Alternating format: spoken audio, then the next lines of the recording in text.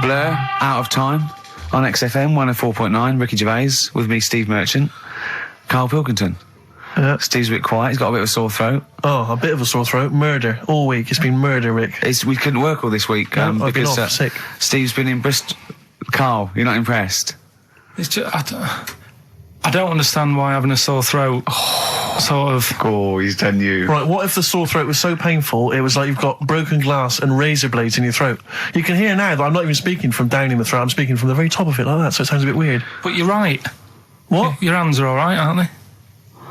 Yeah, but we talk when we're writing, don't we? I can barely talk. It was agony. I couldn't sleep because it was so painful. Even when I was just lying there, motionless, it was hurting. I just was surprised because we got back off holiday and called Ricky and said, all right, is Steve all right? And he said, he's had to go back home or something, and he's stayed there because he's got a sore throat. Yeah. I didn't understand why you can't, just go home. I mean, how old are you? What? I don't understand why you've got to be at your mum and dad's when you're feeling I happened to be at my mum and dad's. Now I'm talking like you. When this sore throat really kicked in, so I thought I may as well stay and get a bit of the creature comforts of home. Do you know what I pictured though when he told me? See, my parents aren't like yours, Karl. Your father would have popped down to the phone box and maybe looked to see if there were any kind of throat lozenges. Strepsils. Yeah. Whereas my mum phones at the doctor first thing she can. I'm straight down there with my dad. They're snapping into action. They're trying to sort me out. It's a bit like that Ronnie Corbett thing, isn't it? Sorry. That sorry thing. You're right, Karl. Yes, you're absolutely right.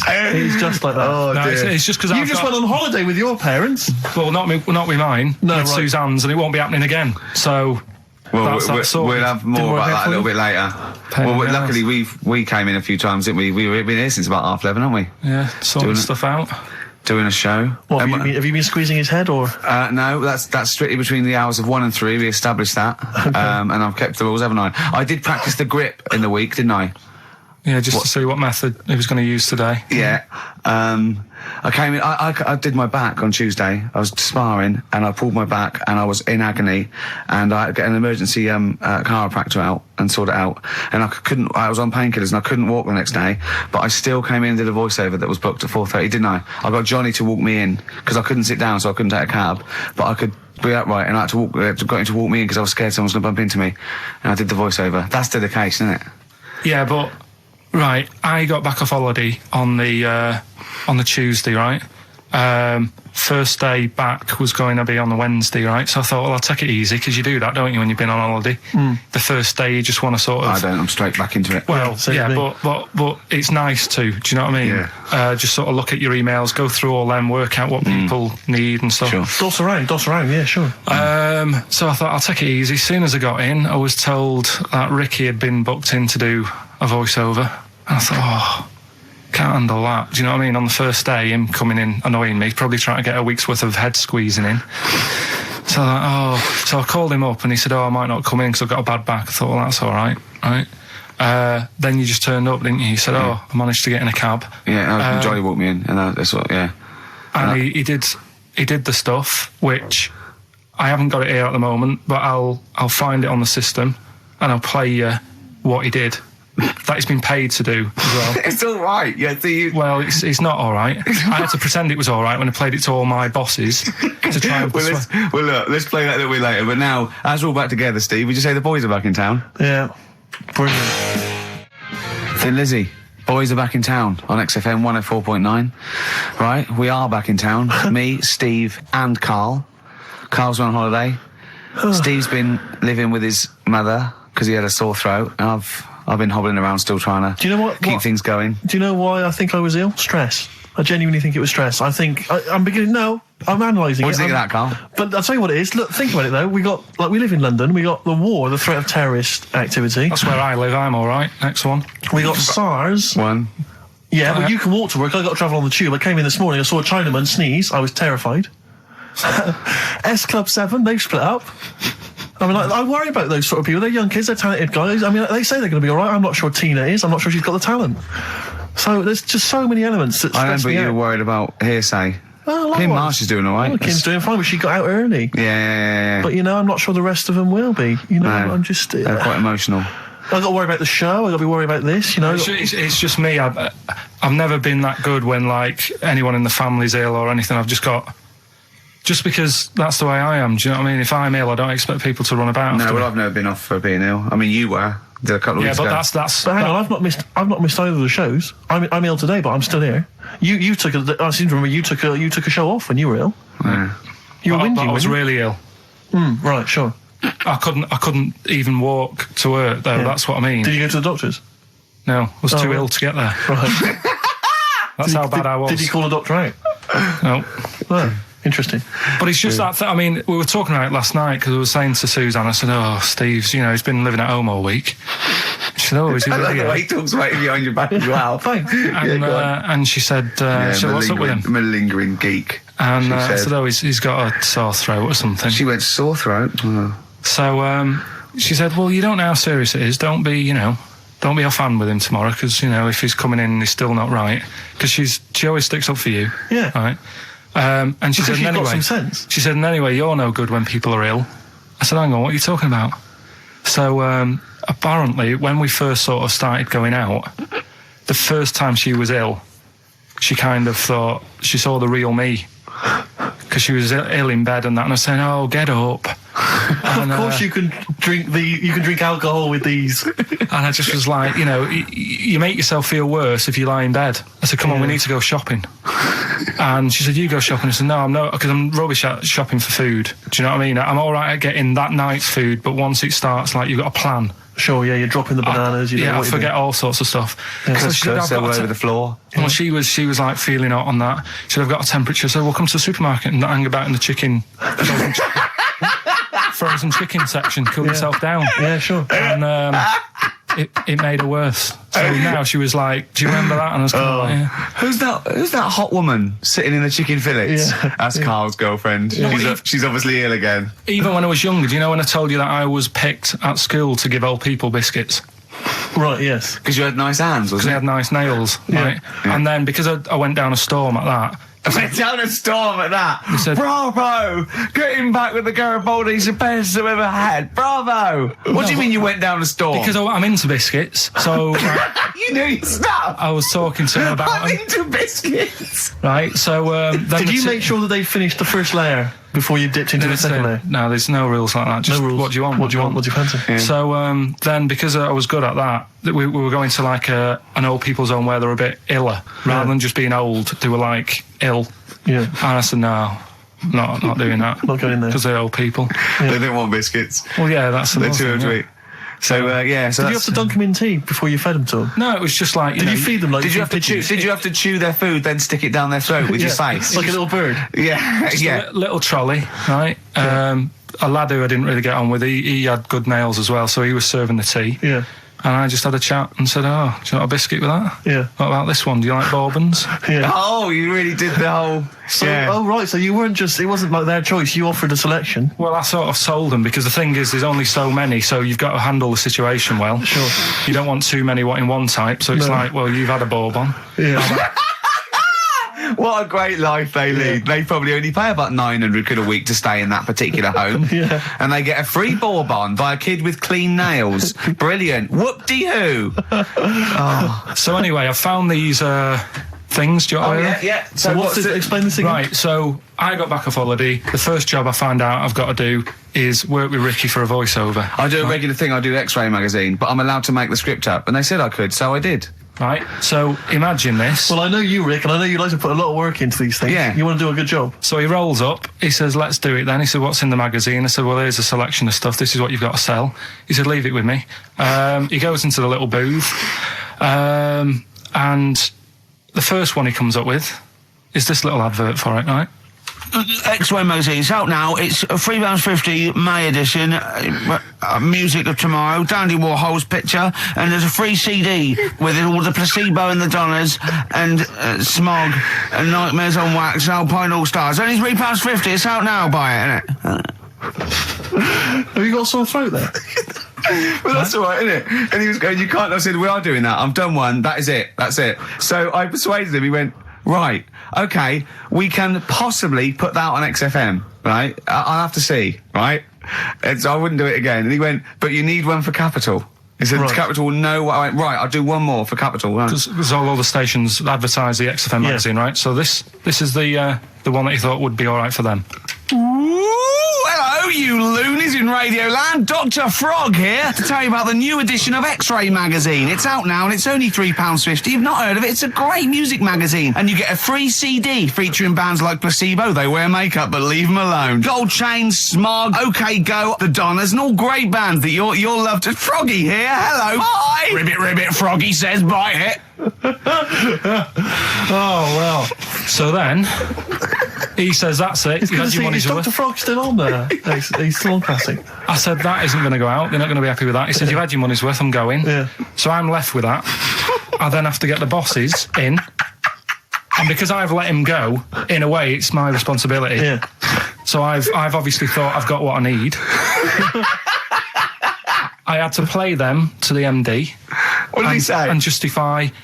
Well, I was sort of thinking if I laugh, he might go, well, I don't get it, but he finds it funny. Oh, brilliant. Well done. So I was laughing, he was sort of thinking, you know... Excellent. Is that it? Brilliant. When do they go out then? I think one of them's going out at the moment.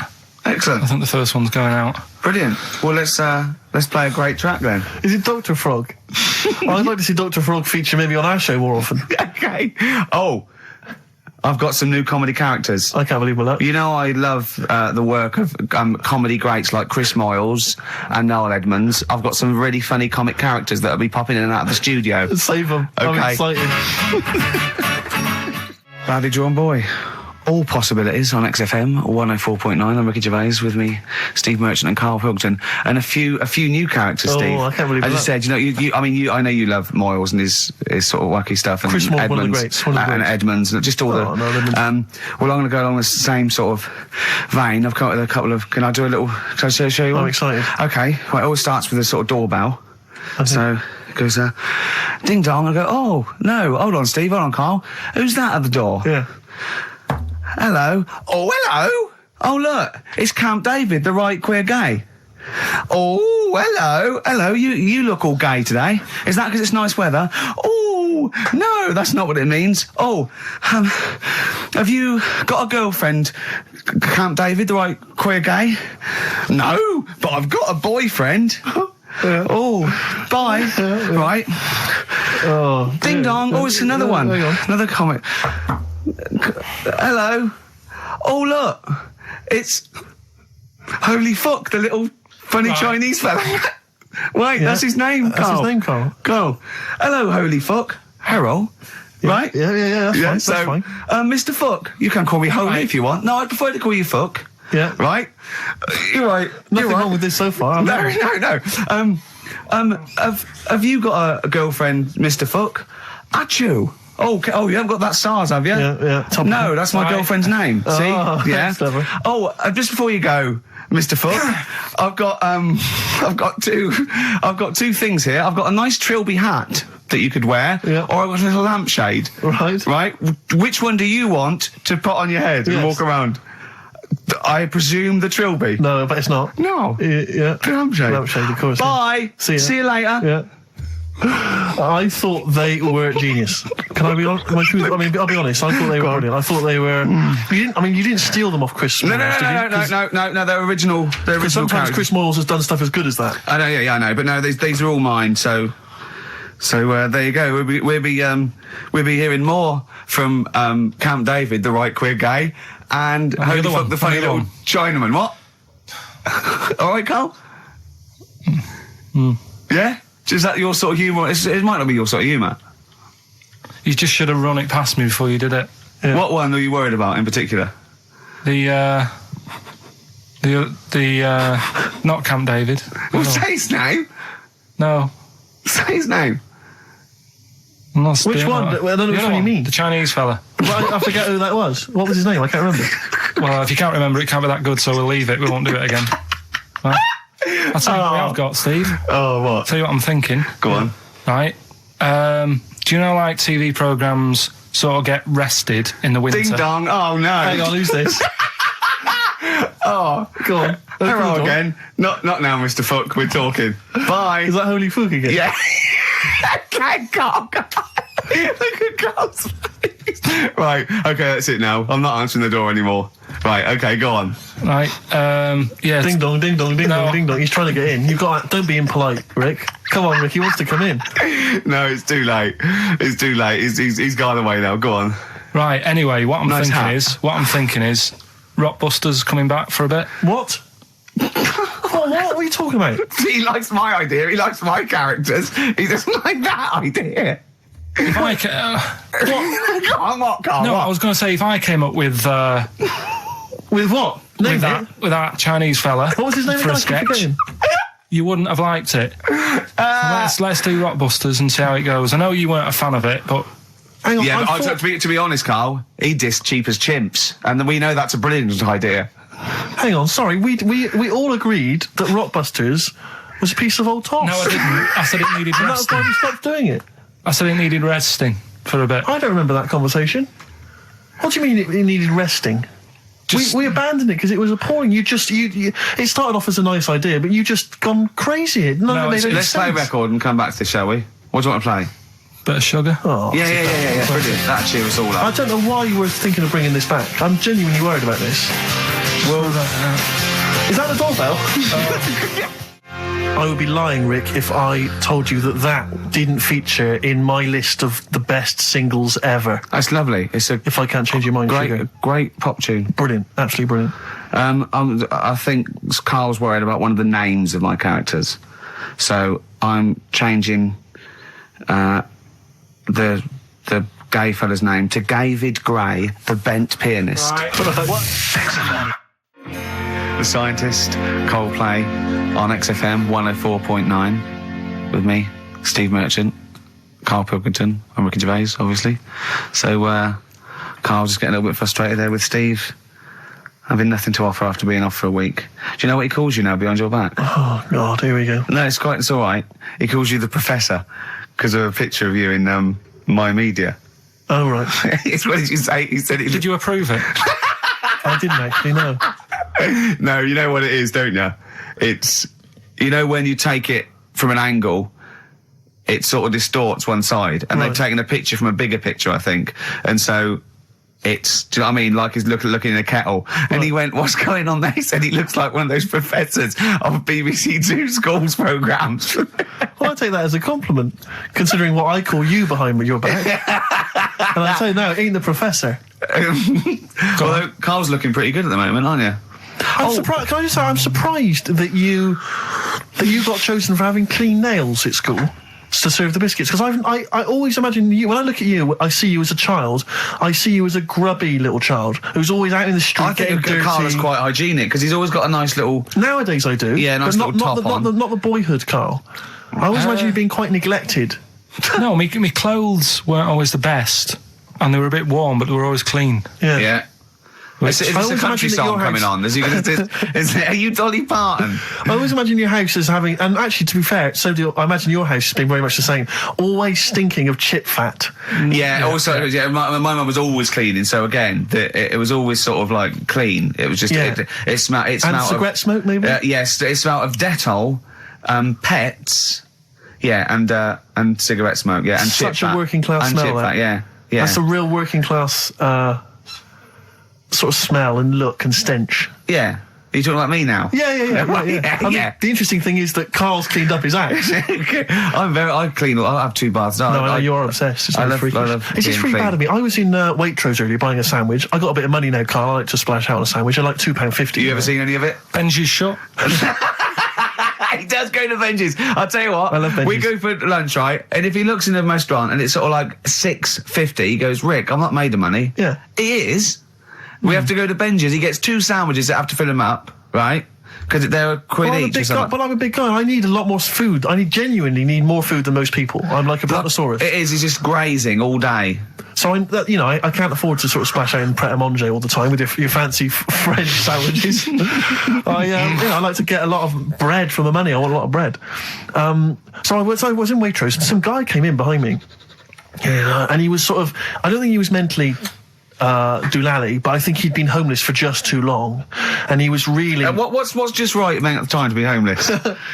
Well, I think it was. You want to get out of that game early, don't you? He's past the point of no return. This guy. I think it was too late for him. I think there was no going back really. 6 months. He came in and he was sort of walking at a bit of a weird angle. He walked like the Elephant Man, even though he wasn't deformed. It was probably like you were in the week. It was quite unpleasant.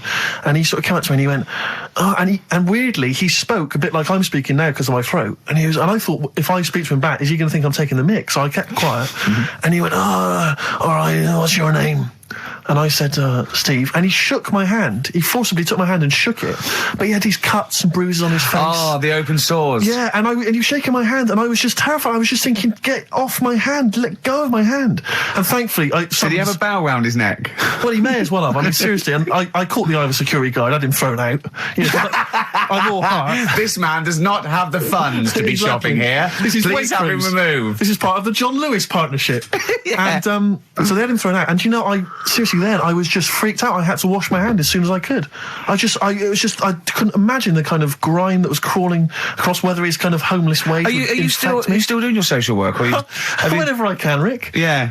Yeah. At least he used to give it to old people biscuits. You'd have gone, I'm not going near them. Look at them gums. Wouldn't that have been grim? Would you have wanted that though? Old kind of homeless people touching you? Well, no, I'm not Jesus Christ. No, I know. It's not on the list. I don't have a shopping list on. What do I know? I need some batteries from a Walkman. I need to be touched by some old people. See you later. Cheers. I was watching, the one thing I did watch all week was Columbo, which seems to be on constantly. I was watching Columbo, and I know you're a fan of Columbo, Rick. One of my favourite programmes of all time. Right. I was like, do you not think that it? All right. I just thought you were going to talk about it. Well, which one? They made about 90 and they're showing on about 4 channels in rotation. But it doesn't matter if I tell you who did it, because you'll find out in the first 5 minutes. Yeah, exactly. You find out in the first 2 minutes anyway. Let's be honest, if Robert Vaughan's the star, it's probably going to be him. Or Culp. Often Robert Culp. Yeah. Yeah, sometimes Patrick McGowan. But do you not think that Columbo looks like he smells? Would you imagine he smells a bit? He's a brilliant detective. Well, he's got that dog and he smokes cigars, so I imagine he smells... I reckon he stinks. I reckon he doesn't clean his clothes enough. Oh, I think he has. I think he gets up and washes. But I think he puts on a crumpled he's too absent-minded. I think he's too busy thinking on solving crimes and stuff. What do you think? Do you think his wife makes him clean his pants now and again? I think they're quite a bohemian couple. I'm not sure she's really interested in that. I think she's got her own mind. Maybe she's a painter or something. No, maybe she's losing it a bit and he's a bit embarrassed by it. Yeah, that could be true. And she's probably incontinent, so while she's ironing his trousers, she just all over them, and he goes, oh God, she's shatting my pants again, I gotta wear them out. Yeah. Yeah, so that's what... Oh, ding dong! Who's that? This? Oh, hello! Oh, look, it's David Gray, the bent piano player. Oh! All right. I thought it was going to be Columbo. That would be the joy. Ding dong. Oh, my wife loves you. No. Hello. Oh, I don't believe it. Look who's turned up, Carl. Do you want to do Rockbusters, Steve, now? Can we listen, with the whole Rockbusters thing, I don't want to be responsible for bringing it back. So I think we should put it to the vote. You should email in. We'll give people 5 minutes to email in. I'll take a straw poll. Do you want to see the return of Rockbusters or not? We're leaving it to you, the audience, to decide. Okay, Steve. I guarantee it's going to be a landslide. They are all going to want it.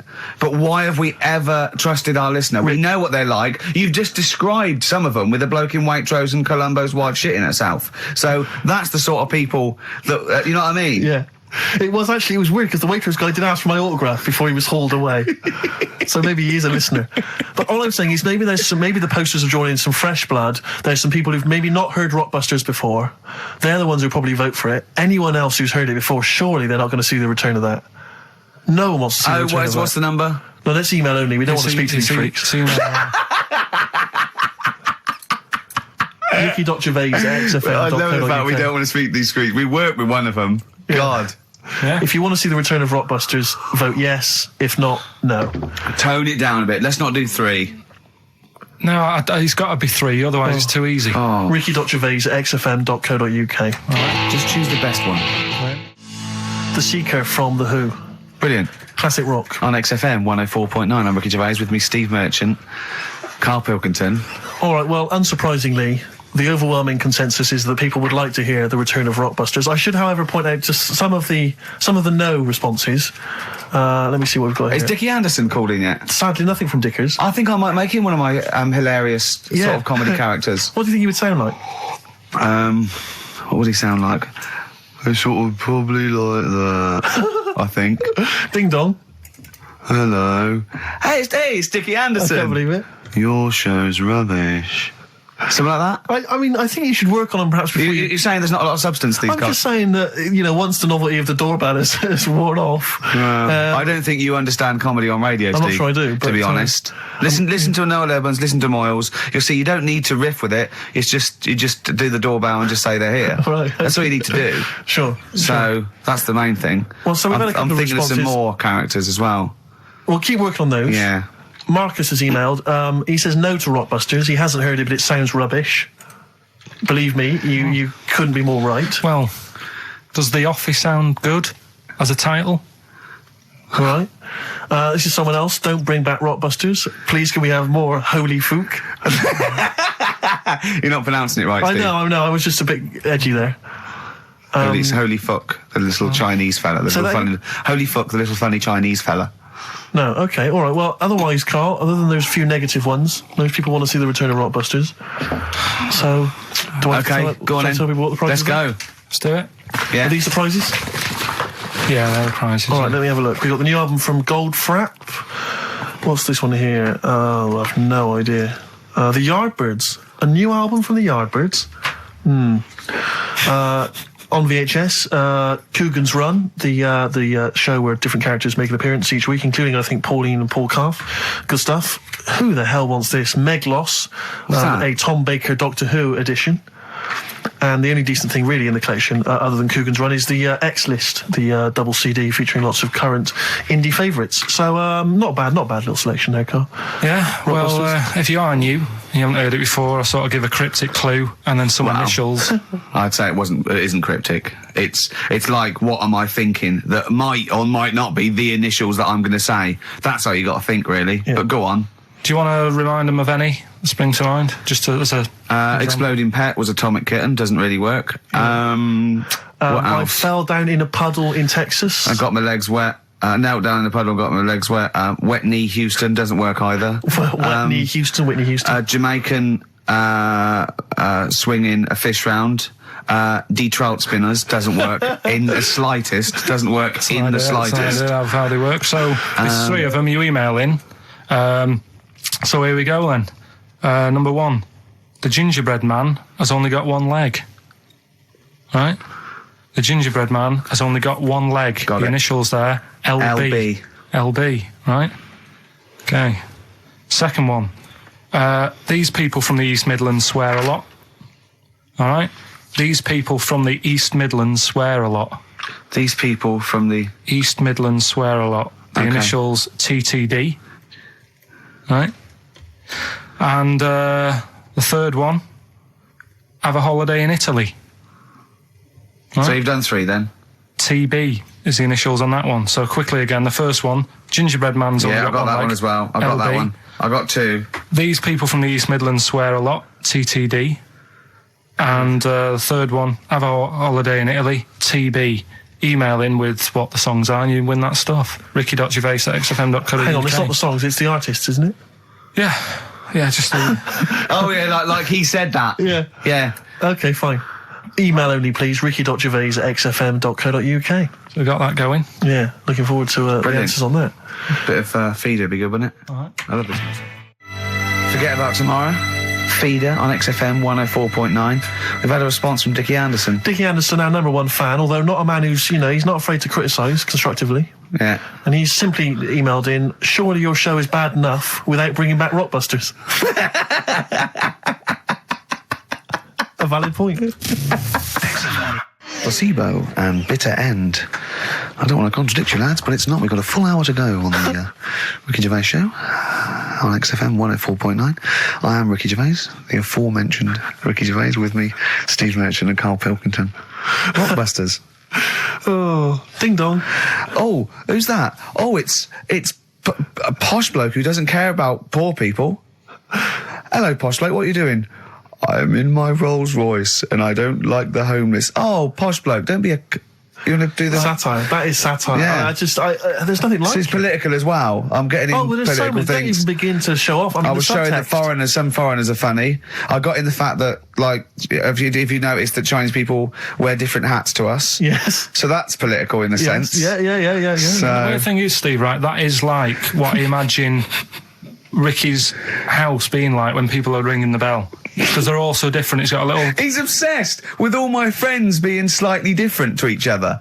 I've never understood it. He goes, there's no thread. There's no thread to them.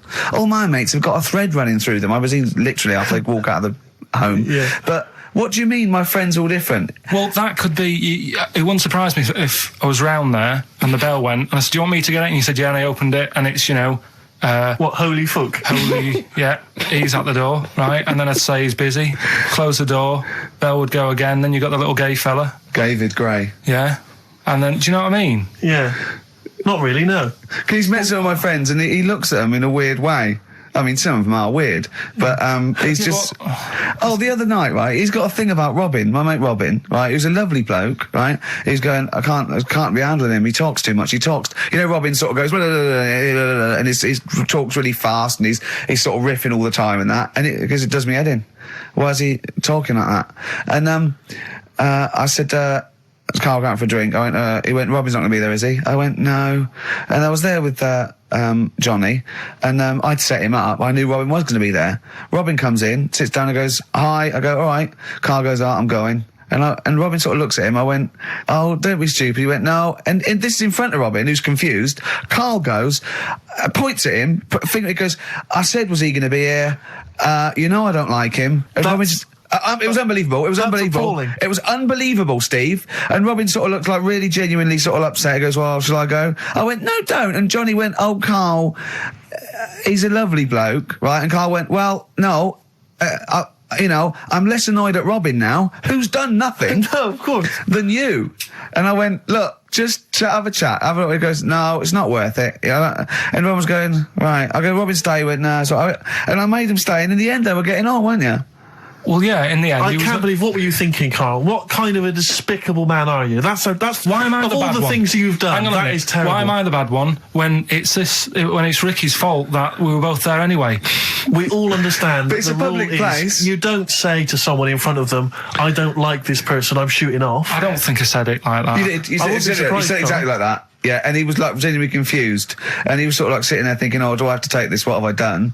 And he was upset anyway. He just done a show that didn't. You know. are one of those typical Mancs who are arrogant and they swagger around the place like, I don't need anyone. And I'll tell you this, if you ever lose Suzanne, you are going to be one lonely man, I'll tell you, because you make no effort to maintain your friendships. You say these sort of things that he's saying to you about Liverpudlians, and I'll tell you what, I've never met a Liverpudlian as rude as you. You're like the Oasis brothers, Larry, loud, rude. No, but I said no. uncivil. Robin's all right. I had a chat with him. He was a bit quieter the other night. He was fed up. I said if he's fed up all the time, I'd be happy. I said. He's fed up because you've just insulted him. And he said he was all right. He didn't talk much. I said when he was upset because he'd been in the show and he said, well, tell me next time when his family dies, we'll have another drink.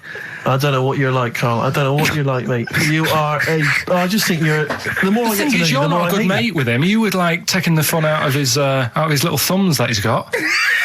Yeah, but that's my squeezing his head to you, isn't it? I've got different mates with different parts of the body.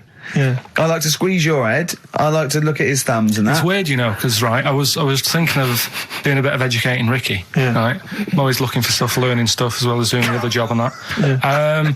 And when we went out with Robin, and What does this mean to anyone? Yeah. I'm just having a conversation about people they don't know. Go on. well, it's enough, innit? His name's Robin. He's got really small thumbs. Right. He looks a bit like Millhouse, doesn't he? That sums it up. He's like Elephant Man. You know what you get in there, right? Robin, he's got little thumbs, right? So I came I in. wonder if he's listening. I wanted to do some research, and I thought, I wonder if there's anything on small thumbs. Right? I found something. Do you know the saying, rule of thumb? Oh, is it an inch? Well, do you know what the saying means? Is it hitting your wife with a stick? Yeah, Okay, apparently. come on, explain. Well, rule of thumb, you know what that saying means if someone says... Kind of, yeah. Well, it just means... a rule of thumb, it's a general rule, Yeah, yeah. exactly, yeah. Right? Well, where it actually came from is years ago, husbands weren't allowed to sort of clout the wife with anything. What was it like in the past? I know, You yeah. couldn't clout your missus. With anything wider than your thumb. The stick had to be the same, no bigger than your thumb. I know, So I was a bit- thinking so a big Robin bloke- could do no damage if he went out with anyone. Although his is wide, he's got a little thumb like a little knob, isn't it? It's like it's truncated because it starts off normal. It looks like he's had his big toes put on his hands. Does he have to drink a pint with two hands? Yeah, and he's dropping stuff all the time. Can I He's- just go back to the rule of thumb thing, though? The idea, what date was this? I'm not asking Carl, I'm looking at Ricky, because you're not going to have any idea, Carl. It's just going to be the past. Yeah. But I like the idea that... I think it's the same sort of day where, I don't know, you got hung for being homosexual and you could shoot I a just love Welshman. the idea that there's blokes beating their wives with shovels, logs of wood, and someone's gone, hang on a minute, everyone, Hold on, this is wait crazy. a minute. Let's have a look at your thumbs. What can we do? Wait a minute. We've got to have some kind of rule here. I'm all for beating your wife, but let's have some kind of rule. Let's give him a sporting chance, Yeah. surely. He goes, well, I'll tell you what about you can hit her with the width of your thumb? And the wife goes, make it the width of his knob. I go, no. He no. slaps her again. Yeah. Width of your thumb. All right. Better? Yeah. It's like it's like I always remember seeing in the swimming baths, there used to be those signs that would say, no running, no jumping. Yeah. That makes sense. No bombing. Fair enough. No petting. No petting. It's like you're not allowed to kiss in Yeah. the swimming Yeah, baths. but- And I love the idea that it's probably some kind of lifeguard who sort of maybe saw his ex-girlfriend getting off with some bloke in the water and thought, Yeah. right, Right. there's no petting anymore in here. What do you mean? No petting. You're not allowed to kiss her or no one. You're not doing this just because No, you used to go... nothing. There's not a problem. Okay. Not a problem. Just leave and don't kiss. You want to swim, but don't kiss. There's no petting. Did you just write that on in Yeah. yourself in biro? Yeah. No. What's this no fiddling downstairs in or out the swimming pool? No. No fiddling with her downstairs? No. Right. It does annoy me though. I was saying to Ricky the other night when we were walking somewhere. No people taking who, her for a drink afterwards. You can't enforce that. people who kiss and that in the street. That Oh annoys me. yeah, people showing their affection for one another. No, they can hold their hand and that. Yeah. Sure. But it was just. Yeah, that's I annoying. agree. I agree, yeah. I see two people eating each other in a restaurant or something. Two people eating each other. You know, snogging in right, public, yeah.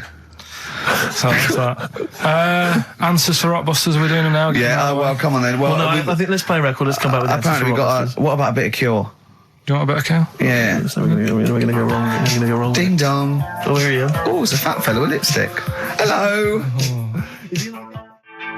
A Forest, The Cure, XFM 104.9. Good track, isn't it? Oh, yeah. Going all the way back. All the way back there. Wow, Rockbusters, the results. You've had a few proper answers, I hear. So, either I'm wrong or people do think like you. I've got two of them. What are the clues again? Right. First one was the gingerbread man has only got one leg. I got that. That was LB. Limp Bizkit. Right. Yeah, the that third works. one. The third one that I think you worked out. Yeah. Have a holiday in Italy. Chewing Breaks. TB, chewing breaks. Yeah, this is the one I can't get. If there's a reason why I can't get this, we're not doing Rockbusters Can I again. give the answer to this one? Yeah. What's the clue? The clue?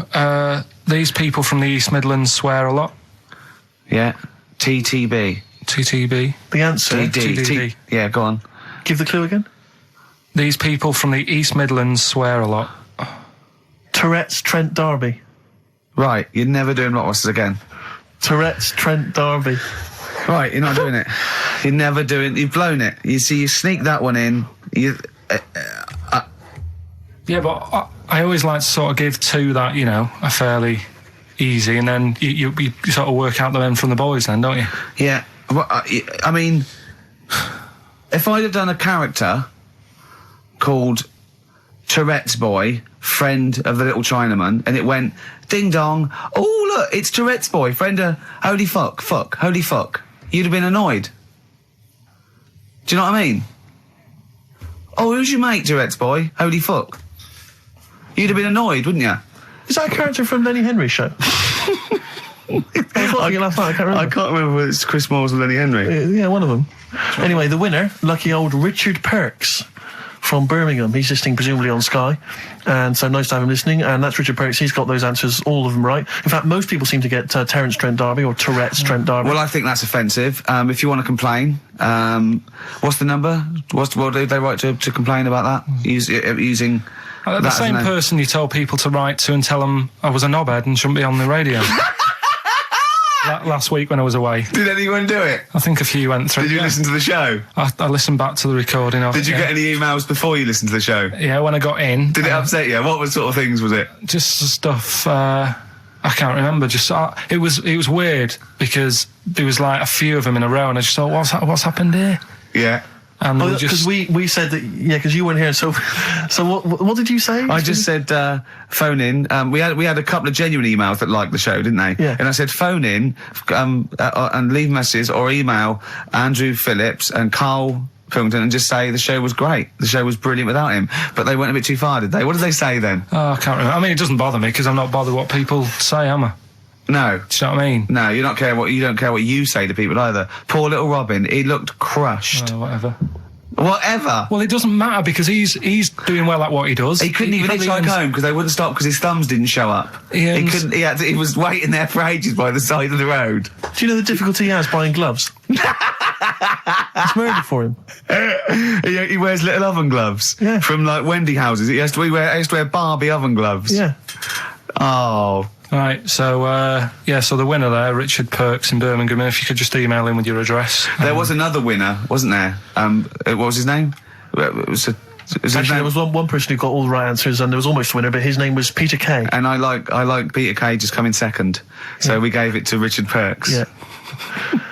Peter Kay. Let's play a record.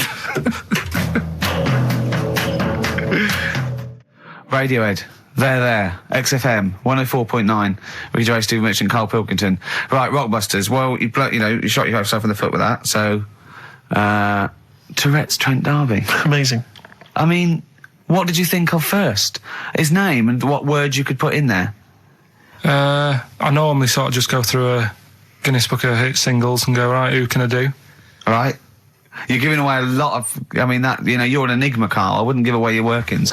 I mean, because then everyone will be able to do it. And what you've got now is a gift that people can't really tap into. Do you know what I mean? See, that's what Lenny Henry and Chris Miles' mistake. See, I've sort of worked out how they do their comedy, and I'm doing it now. Sure. Do you see what I mean? Now that I'm doing it. I think the only way that people would start to be able to replicate a lot of what Karl does is if maybe they had a severe blow to the head, or they were diving and they came up to the surface too quickly. Ding dong! Oh, I'd like a severe blow. Oh, get lost, David. Oh, let's have some adverts, quick. Steely Dan, reeling in the gears. Sorry about that. Look, he's going to put on his little duffel coat. Yeah. Well, not very well. You look like someone that walks around Forbidden Planet. Don't say that, that's the ultimate insult. You can say I look like something that you'd buy in Forbidden Planet, but not someone that goes shopping in there. Please. The Professor. Oh, the Professor. Oh, brilliant. Oh, talking about weird-looking heads and stuff. Go on. We're doing that cartoon on the internet at the moment, that little cartoon I did of Karl. And the bid's up to 200... sorry, that doesn't make any sense to people that don't know what you're talking about. Oh, I did a little cartoon of Karl. And because he doesn't like his picture in the paper, when people request a picture of us, he started sending that off. And it's in heat, and it's going to be in Jack. And they put it on the internet, and they're bidding for it, aren't they? Yeah, it's at 200 quid. That's ridiculous, isn't crazy. it? That's so crazy. What I thought was, we've got to frame it, Karl. We've got to put the copy of Heat in or something. You'll have to the winning show, the show that they win on. You'll have to do a copy of that. So you know what I mean? They get something for their money. I think I'm mildly embarrassed. So it's for good cause and everything. But didn't someone say 250 if they can come in and watch the show? Yeah. We can't do that. We don't allow people. But what I thought was, what about the winner gets to come in and squeeze your head? So they get in for just 2 minutes. We present them with it. Yeah. No. What do you mean no? I'm not having strangers charity. coming in squeezing my head. What? You mean it's for charity? It's for charity, Karl. Come on, mate. What are you I like? don't care. I'm not doing that. They're I not think gonna- even an ill person would say, no, it's all right, I'm not that ill. What do you mean? You don't have to have your head squoze for us. Squoze. Squoze. You don't have to have your head squoze. All right, let's move on. Karl, So how would do you they want bid to- then? How will they just know go they've to won? xfm.co.uk/Ricky. You can see the picture on there. If you're interested, if you think it's worth more than 200 and you've got some money, then you send an email in saying I'll give you 220 quid or something. But are you not going to let them squeeze your head? So No. we get someone here, the art department here. We'll frame it up. I'll put a little note of like authenticity. Yeah, Brilliant. A picture of us. Can I have a real picture of you? A little Imagine behind the David scenes. Dickinson examining that in a couple of years' time. This is as cheap as chips. You can sue him then, because he ripped off your phrase a little bit, didn't he? You've been done here, mate. You have more money than sense. 220 I'll quid. tell you what, have we got monkey news today? We might not get to it, mate. We are running out of time. No, we're doing it. What do you mean we're doing it? The show isn't complete without it. I'd rather drop adverts and stuff. Well, I'd rather drop adverts. No, we're doing monkey news. Do you want it? Rick, my concern is that if you put Monkey News on the subs bench, it's going to be like David Beckham. Yeah. He can have his eye wandering to other radio stations. Yeah. And look what he's doing. Yeah, he might be leaving off to Real Madrid. I might take Monkey News off to Radio 2 or something. Yeah.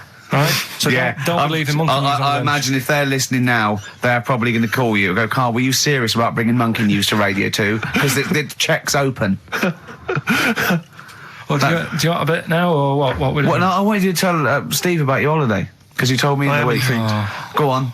Steve, I mean, bad idea. I had a feeling anyway about going away with, like, Suzanne's mum and dad, because I've never been into sort of family holidays anyway, right?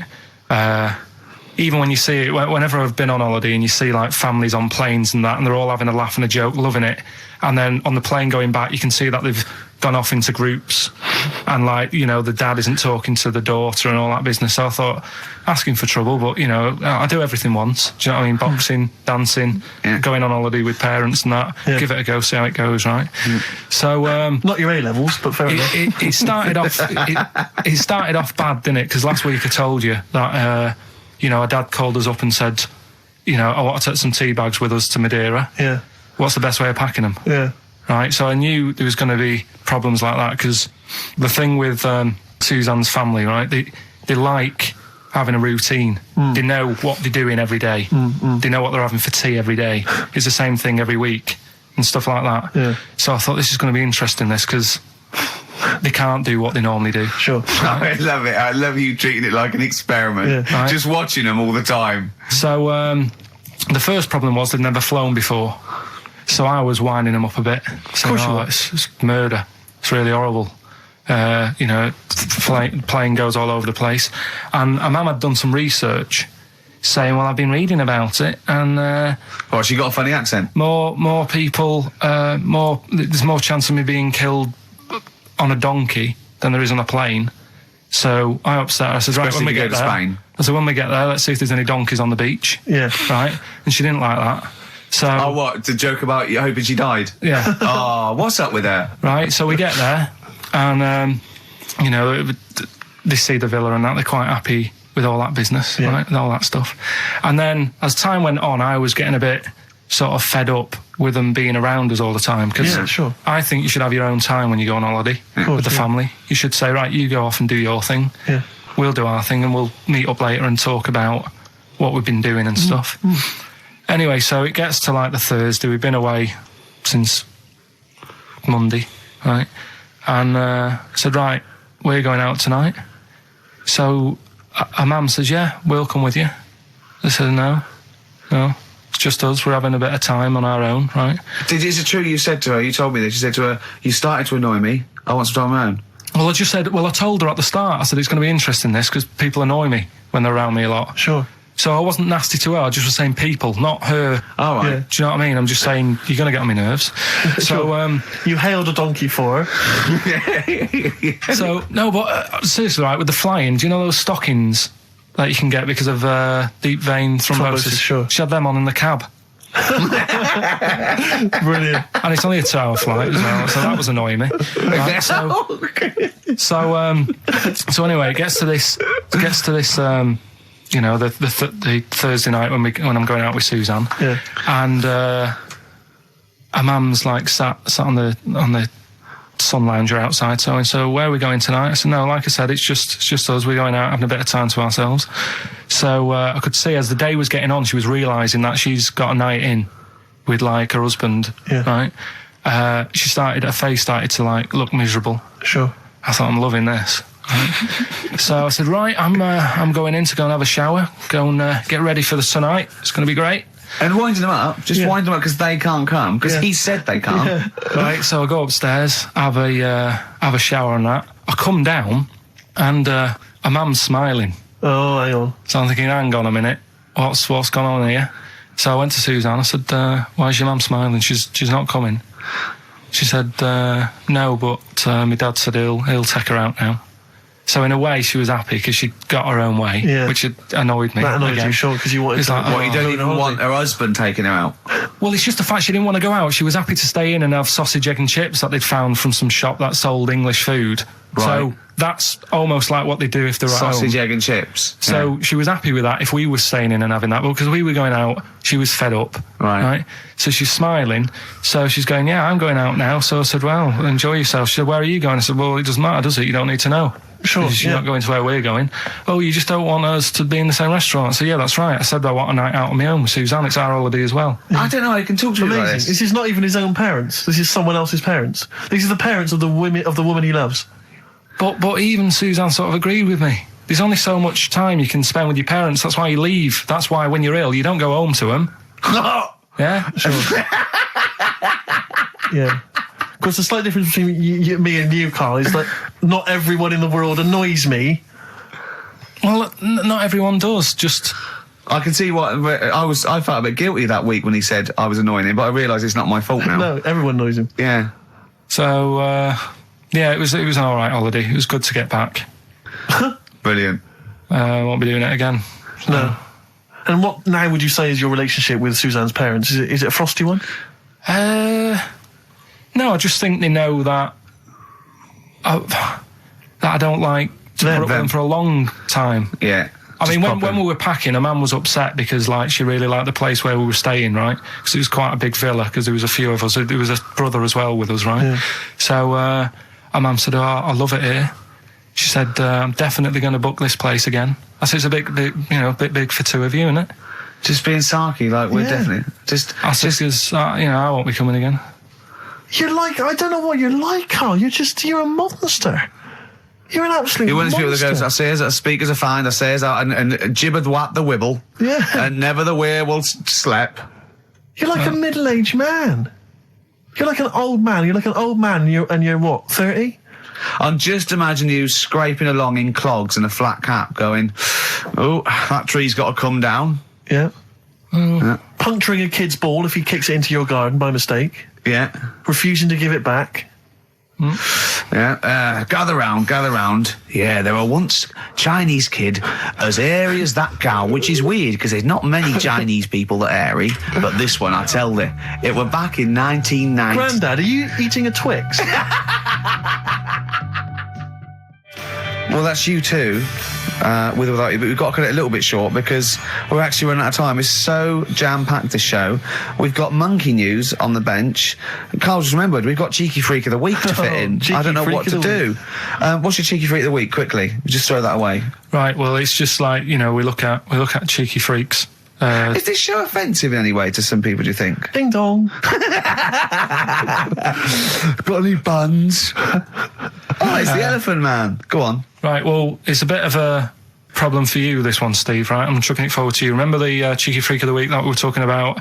That illness where people age quicker? The 5-year-old girl that was older than her mum, and he said to you, "What, if you ran off like you wouldn't serve her fags and beer?" And you went, "No." He went, "Why not?" And you went, "Because it's a 5-year-old. Yeah. Right? He went, "Oh, she's got enough problems. Give her some fags."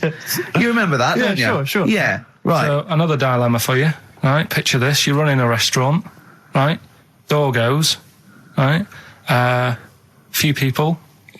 Most of them look normal. You notice the woman at the back, crawling on all fours. Top half is woman, right? This is real. Yes. This isn't like a comic or anything. This is on, Yeah, on the internet. I've seen it. They're called dog people, and her legs just come straight down. They're like little twin legs at the back, and so they walk on all fours because it's easier. Dog people, right? Yeah, not dog people. They're human beings with deformed back legs, so they walk. It's easier for them to get around like that because they can't stand up because they can't stabilise, and also it comes straight out of their hips. Right.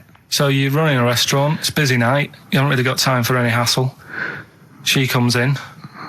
Would you serve her? The premise being what? That he doesn't serve dogs? Because the restaurants don't allow animals in. Right. So it's a dilemma. It's not a dilemma. Right. She's not a dog. She's a human being. Yeah, I put a plate of meatballs on the floor, and she tucks in.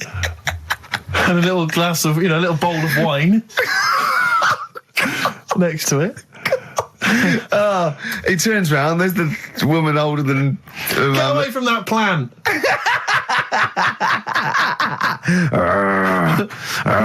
Is service included? Oh, dear. Okay, so monkey news, please. All right then. Let's hear the jingle. Oh, chimpanzee that monkey news. Right. Now, before and again. Go on. Oh, chimpanzee that monkey news. Brilliant. All right. Right. Before I went away, I told you about Alfred.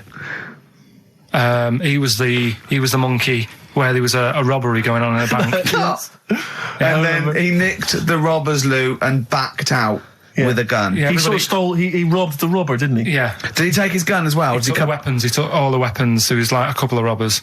He managed, because they were so amazed that a monkey was coming in. It was like, Don't talk shite twice. Right. Anyway, got a follow up to that. Okay. Now, what was that monkey's name? Alfred. That was Alfred. So anyway, because a lot of people wanted to know, well, what did he do? Did he go off and have a holiday? Did he? No. Right,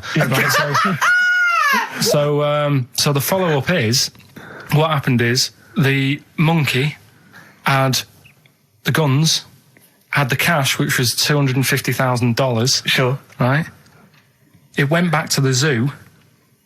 Right. All right, Carl, you're talking shit. Ricky, I get angry with you when you won't let him finish his monkey news. Right. Can we just get out the official Imagine thing? if people were interrupting Trevor McDonald. It wouldn't happen. I want to make sure I don't get anything wrong. No, of course not. So check the internet. So the monkey goes back to the zoo, right, where all the zookeepers come out and go, get him. He's got the guns. Yeah. He hands out a couple of guns to his mates. What? His monkey mates? His monkey mates, so they've all got a couple of guns each. Oh, Carl, Steve, I can't, mate. I cannot Just stand it. Honestly, I want to scream. Please, I really get annoyed with you. They tried to do him a deal. They said, how about if... I'm going. Tell him that. I'm not going. No, I can't. Step out for a minute. Okay, we'll just do it. Look, don't listen. Step out, and I'll paraphrase what I hear for you when you come back in. Step out now, please. I need to hear the end of this. This is monkey news. This is important stuff. Right. Ricky now has left the room. He cannot bear to hear, which is surprising to me. Right. So anyway, they've got the money, and they say to the zookeepers, how about we give you some cash? Yes.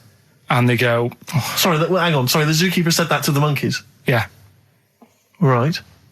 No, the monkeys who have got the £250,000 Right. say to the zookeepers, we'll sort you some money out if you let us go. Sorry, the monkeys say to the zookeepers, we'll give you some money. Yeah. You don't see any problem with that? Right, listen. Okay. It's nearly finished. Right, I'm listening out there. This is ridiculous. What do you mean the monkeys say? What do you mean the monkeys say to the zookeeper? They were probably holding the money out, like kind of going, look, we'll do your deal. Right, okay, come on.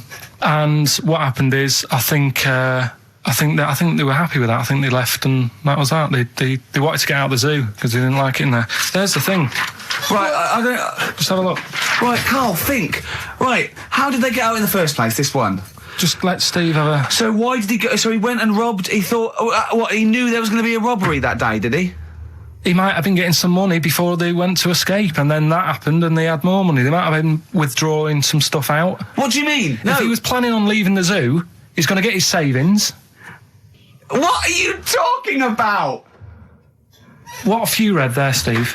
I've got a feeling this is a review of one of the Planet of the Apes films. I think it's Escape from the Planet of the Apes. I'm not certain. It could be Beneath the Planet of the Apes. Right, Carl, think. Please think, right? So this monkey, right, he leaves the zoo, right? So he leaves the zoo, which he can do, presumably what? They leave him the keys or what? They're chatting to him, they might as well. He goes to a bank. What's he thinking of doing? Sees a robbery, probably by chance. He probably wasn't tipped off, was he? Or has he got one of those police scanners? Probably got one of those police scanners. Well, I think he was going to the bank to get a mortgage to build I think he wanted an extension, didn't he, on his cage? Think of that. And so I love the fact that he hands out the guns and they do a deal. It's honestly, you've got the best mind working on radio today. It's incredible. The only person who makes less sense is Terry Wogan. He goes up and down, doesn't he? I can't understand his sentences because I don't know. No, it's like free-form poetry. Yes, I don't know whether it's the end of a sentence, in the middle, Sure. a new one. Yeah. Yeah. But Let's have the jingle again, a record, and then we'll probably have to wrap up the show, I imagine. That was, chimpanzee that monkey news. Well, Mr. Stipe, I am not Kenneth, but I can tell you the frequency was 104.9. See you next week. I'm Ricky Gervais, with me Steve Merchant and Karl Pilkington. Do you think that when Marconi invented radio, this was what he had in mind for it? Yeah, 2 hours of absolute. See you later. That was the record before us, and here we are, pre-recorded, because we did this a few weeks ago, because we're not here at the moment, are we? We're away in that. I'm Ricky Gervais, with me Stephen Merchant. Hello there. And Karl Pilkington. He's not actually with us. No. He'll be in some of the best of clips that will be coming up shortly. Yeah, this is just us, isn't it? This is just us. We did this, when did we do this, Rick? A couple of weeks back. Hold on, what is it? It's the 27th today. Yeah. I enjoyed Christmas. I loved Christmas. I loved Christmas. I had a great time. What did you get? Loads of presents. So did I. I'm glad they made it to number one. I'm really glad. Stroke, he, she. Yeah, I'm really glad that the pop idols, Cliff Richard, Westlife, made it to number one. Bo Selector. Yeah, just delete that. Yeah. Okay, well, we're going to play some of the best of, some of the greatest moments of the last 3 weeks. Yeah. Ever heard on XFM 104.9. What about this? Do you remember this one? Oh, which one is it? All right, so here's the first bit. XFM 104.9, Ricky Gervais, Steve Merchant, Karl Pilkington. Tell us about this monkey, Karl. You're going to love this one, Steve, right? So last week we were talking about how, like, a lad left his family because there was problems at home and that. He went and lived in the wood. He got airy, right? No. Leave it there, Rick. We haven't got time to go into right, it. so that's what happened. And that's what happened. He lived with the monkeys. He went airy. That's what happened. Looked into some other stuff about, like, airy kids and all that. Yeah. Came across this story about a bloke, right, who worked in a zoo. Oh, dear. Right? So Trouble's brewing. Loving his job and that, but it's quite a lonely sort of job because you don't see many people. You're just dealing with animals all the time, right? So anyway, he gets a bit pally with a monkey because it's the closest thing to a human. Well, that ape is. Right. Yeah, but you can't really go that close to apes. It's dangerous. What do you mean? What type was it? Do you Just mean let him tell the story. Was it a chimpanzee? I reckon it was a chimp. Yeah. Yeah, it was you a don't chimp. even know. So it was that's a an chimp. ape. It was a chimp. Yeah, but it doesn't matter, does it? So he It's gets the story. pally with him. Right, so he gets pally with him. Did they go on holiday together? Well, no. I mean, it starts On the off. pool It together. starts off just checking each other out and probably sharing lunch and that together. Yeah. Right.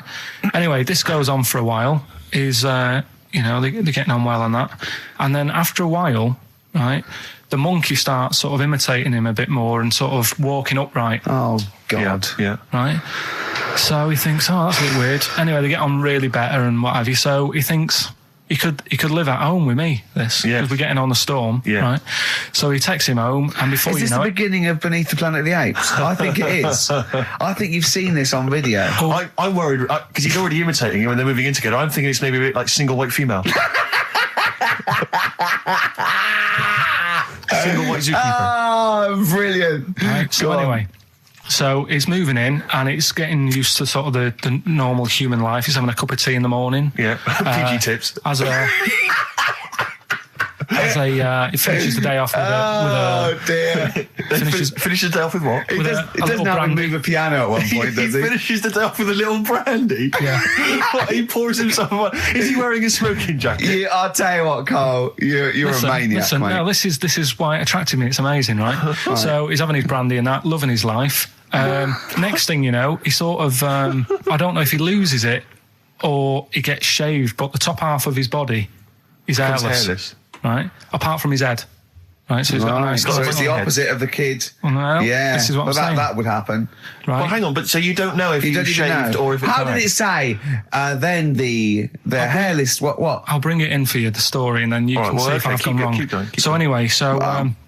so this is going on, and he's having a great life. Then the zookeeper starts getting a bit annoyed because he's having a better life than the zookeeper. The zookeeper's in the zoo. This is such So the rubbish. zookeeper's still got to do a day's work. The monkey's at home, he's partying, well, he's it got gets his to a other point when he chipmates says round. there's no point you coming in to the zoo because the whole reason of you being there was because you're being kept there. Right. And he didn't want to bring the memories back, so he said, you stay at home. So You're talking such... Just let him finish. God, I don't know if I can sit here and listen to this drivel. I'm fascinated. It's nearly over anyway, right? It sounds extraordinary, Carl. So he's walking up, right? He's having a tea in the morning, finishing the day off with brandy. Gets a bit out of hand. Only tries it on with the zookeeper's wife.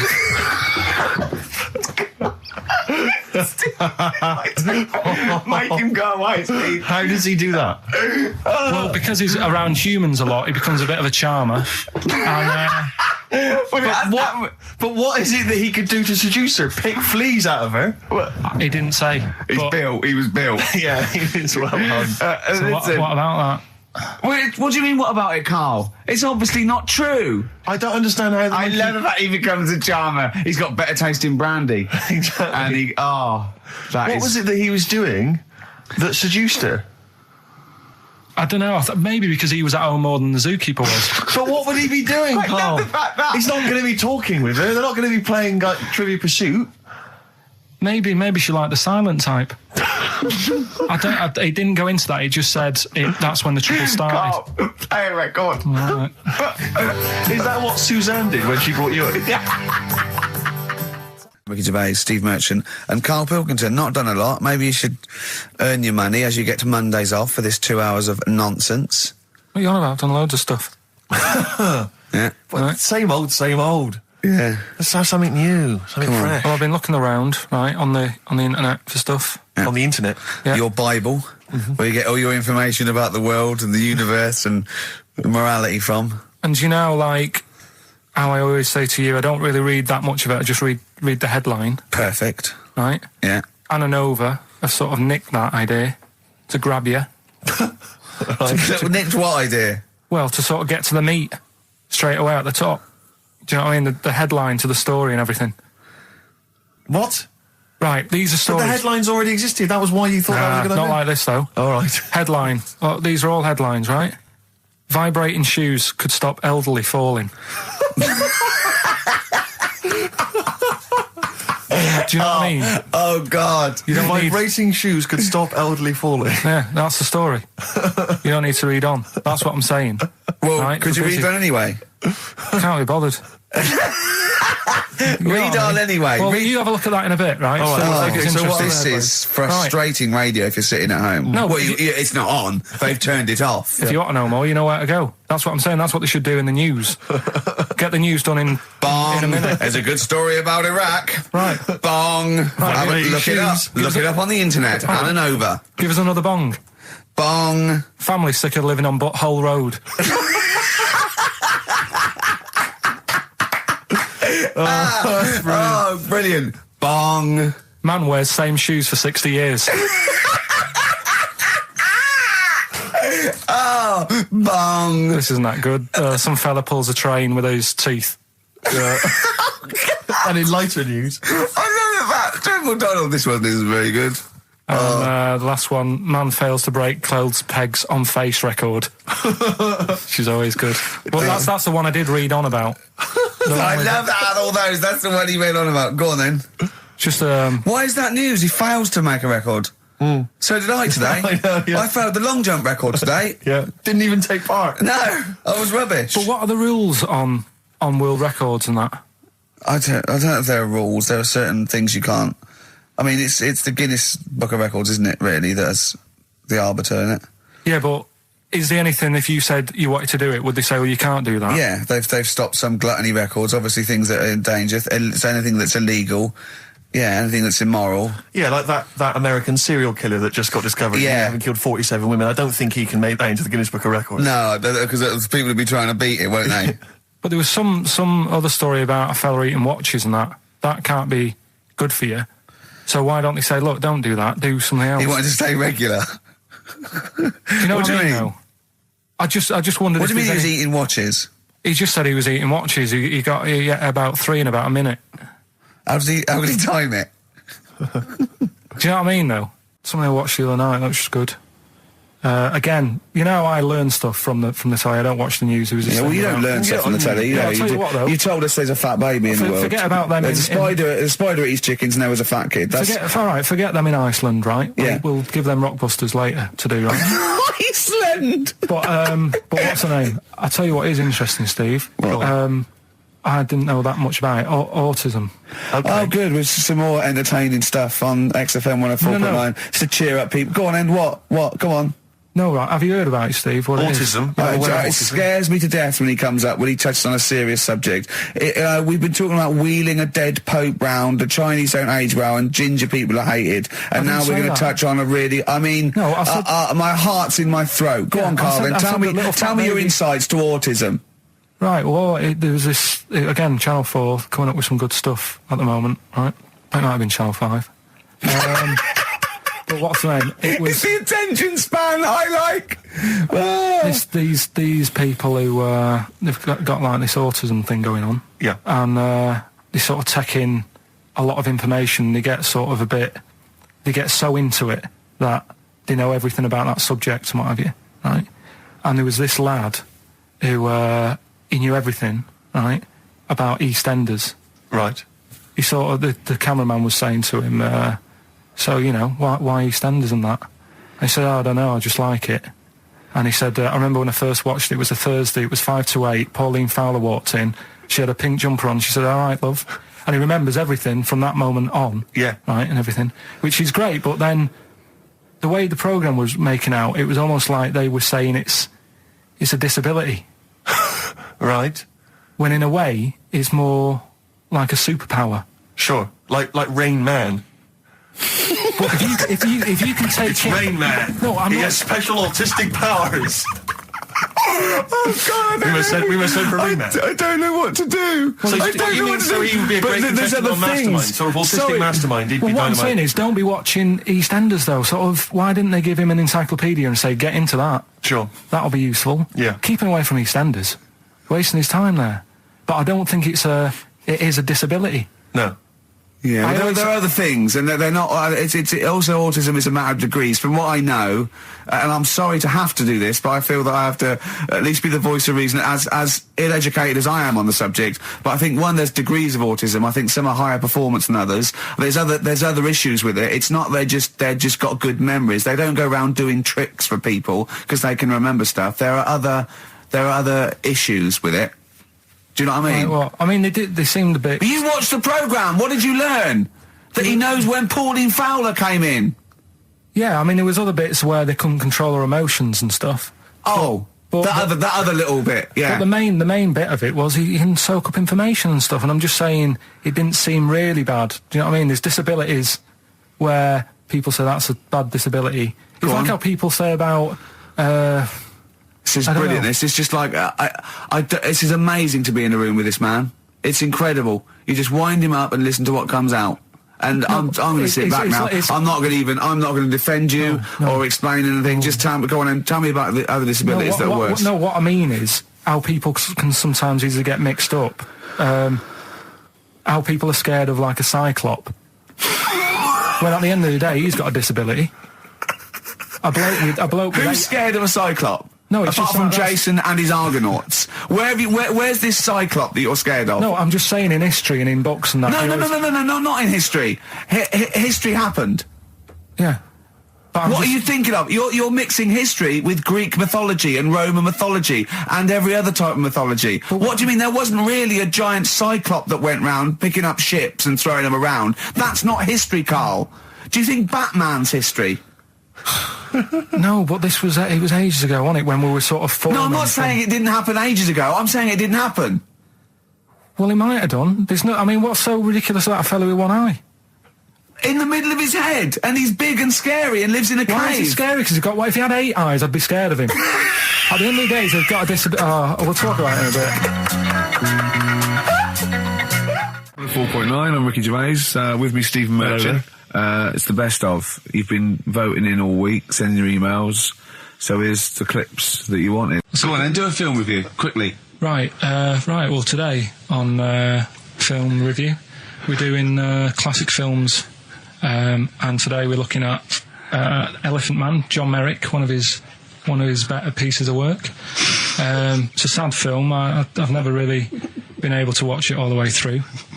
Sorry, John Merrick's better piece of work was him being the Elephant Man, played by John Hurt. Yeah. Go on then. Sad film. When I was younger. Tell us a bit about it. What is it about? Who's John Merrick? It's about a fella who's got a funny head. Right, tell us this. And, he lives in, I think he lives in London, in like about the 1930s or something like that. And he's being picked on all the time and stuff. And first time you watch it, you'll probably cry a bit. And then the second time you watch it, you're just sort of thinking, God, that would be bad. Sort of having a head like that being picked on all the time. Then the third time you watch it, you might think, how does he get his jumper on? Then, I don't know, probably bored of it the fourth time.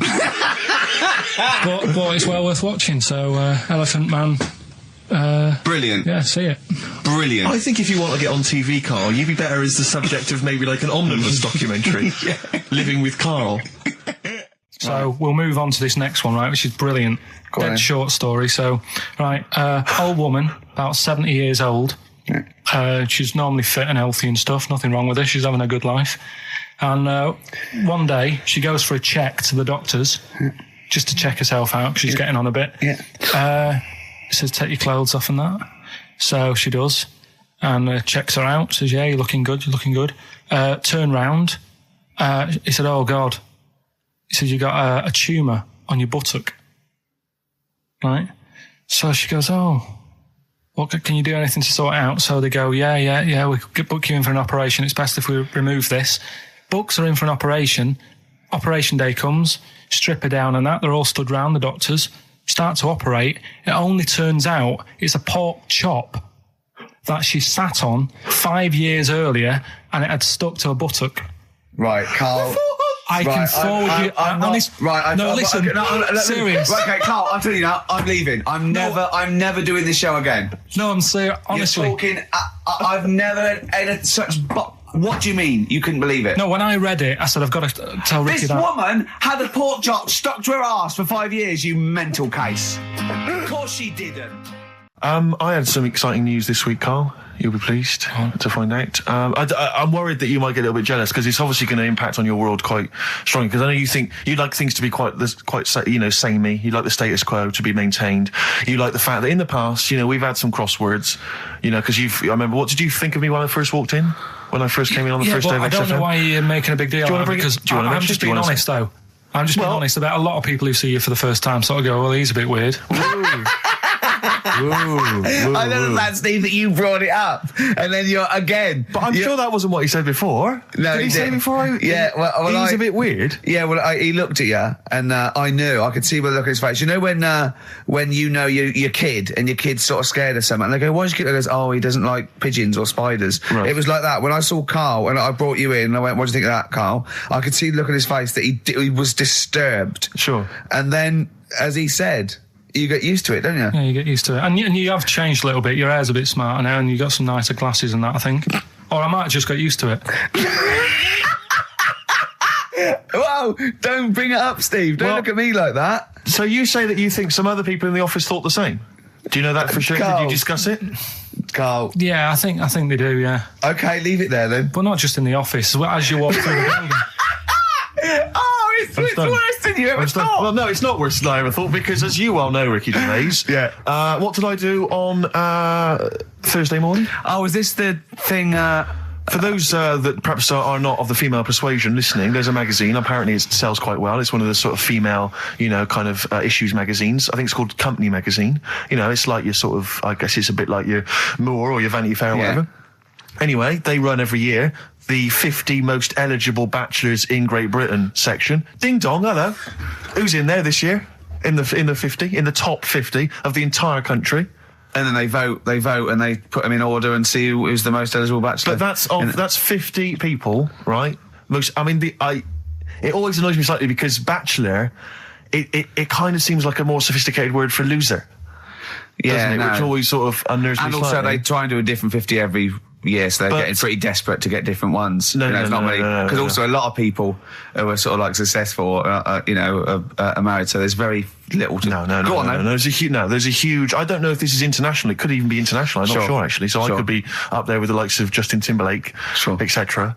So Fred Durst. Yeah. That sort of person, So anyway, this is what's exciting, right? Although I'm slightly frustrated because they were telling me that last year, all right, because what happens is the readers of the magazine, they vote for who they think is number one most eligible bachelor, right? Last year, the prize was a 2-week trip in the Bahamas. Okay, this year.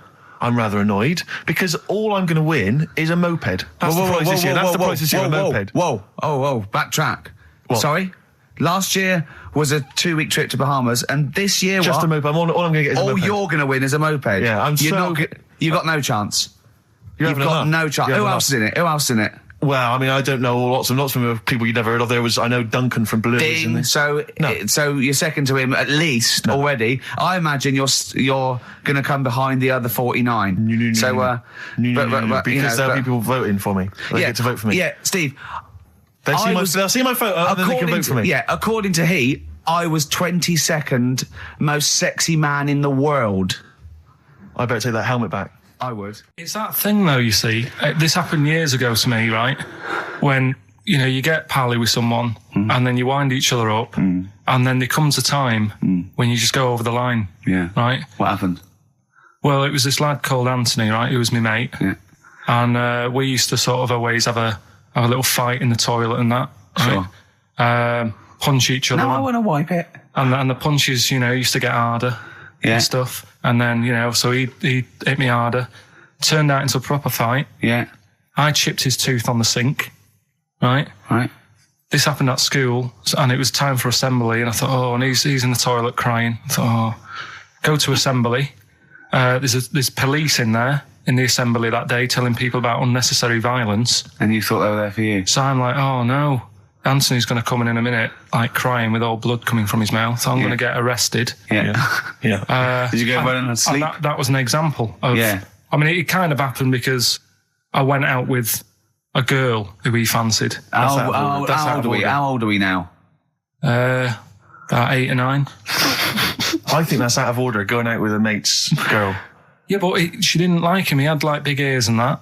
He had no chance. You're So why such a should I? dick. No, but do you know what I mean? All right, I haven't got the looks like I used to. Sure, when you were 8. But that's before the stress of having head squoes and that sort of thing. I have aged a lot. Since. Having your head squoze. I love your own grammar. I know. That's the past tense, is it? Squeeze or to have squozed. Oh, he did squoze his head. Yeah. Oh, brilliant. So What about a bit of Bowie? Let's, Bowie? Be my wife, Carl. I'm asking you. Let's make I think it we can squoze that in. Be my wife, Carl. Come on. I'm Ricky Gervais. With me, Stephen Merchant and Karl Pilkington. Yep. Our producer. In inverted commas, heat put. Yeah. They know. They know. How you doing? All right, Carl? Yeah, didn't they also write something about me bald round head? Yes, perfectly round little bald man head. They said so. Because you need to know that when you listen to the radio on that. Really matters what my hair's doing. Your hair, have you given it a little polish? Because you look like a cue ball at the moment, and you've had a shave in it. I've never seen such a round head. It actually looks like a plate with ears. Yeah, well, for those that have never seen Carl, I actually, if you remember, I think he looks a little bit like Mr. Spoon from Button Moon. He does. If you've ever seen that show, also he looks like, when they say they find with a little 4-foot human and it's actually 500,000 years old and they give it a name and it's the first Australopithecus into. He looks like one of them as well. Perfectly round little. He is the missing link. He looks half human, half monkey. Because he's got a slight slouch as well. So yeah, it's like those pictures where you see it going from an ape to a man. He's one of those in the middle. Yeah, and of course his monkey hands, his hairy little wrist to those skinny little things that he can get oranges out of holes with. And it's unbelievable. Why are you so all shaved and polished and everything? Got a wedding. What? Got to go to a wedding today, so thought I'd, clean myself up a bit. Yeah. Shouldn't you be wearing a suit or something? No, I'll go home and put something on. Oh, okay. But, Suzanne said, make an effort. I sort of had a shave and that, and then I came out of the bathroom, she said, oh, your head looks a bit sort of eggish. She's right.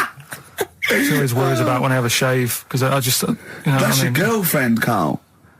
I know. Saying that. Just think. So don't worry about Heat saying it. And funny thing is, it's Boyd Hilton, I think, of Heat that wrote it. And he's got a little bald head. Yeah, no, don't slag him off. Yeah, but on the end of his review, does it say, written by Baldy Boyd? No, because it doesn't matter, it's a magazine. Don't worry about it. Looking forward to the wedding? A bit boring, isn't it? But you've got to do it. I've been listening. Should we do a shot? No, it'll be a great day for them, but I know what will happen. Suzanne will see, all the fuss and that, and then she'll get ideas and have to let her down and all that. Why is it you don't want to get married again? I always forget. It's just... Who's it for at the end of the day? I've been with Suzanne for 11 years, right? Sure. We're happy. Well, I am. That's what counts. You're never happy. I am. I'm all right. Yeah, no, I know you're happy with Suzanne and everything, but apart from that, you're never happy. You are the most grumpy, moany thing in the world. I mean, I get annoyed, but I'm always happy. I was annoyed here. I was happy coming here, but there was a bloke behind me walking and scuffing his feet. He had a pair of those stupid skulls on, and he was clicking and scuffing. Wear some shoes. You don't have to click. Pick your feet up. Flip-flops annoy me. But I'm happy. I'm just annoyed. You are just like, oh, the world's on me. It's rubbish, this. I know the world's great. It's just sometimes people annoy me by being there, But Steve said I should be locked in one of those towers that princesses used to be locked in fairy tales, so because everything annoys me. But you're grumpy. I'm not. I'm all right. XFM 104.9. We're not here. This next clip is one of my favourite clips. Look, it needs no introduction. Here it is. Finally, White Van Man, what do you make of the fact that Sainsbury's are bringing in square tins? Is that a concern true? for you? Is that true? Apparently so. Why? Don't know. Like it's easier to stack. This is what the guy in the Sun has said. That should be interesting. That should be his comment on Sainsbury's are bringing in square tins. Is that should be interesting for meatballs.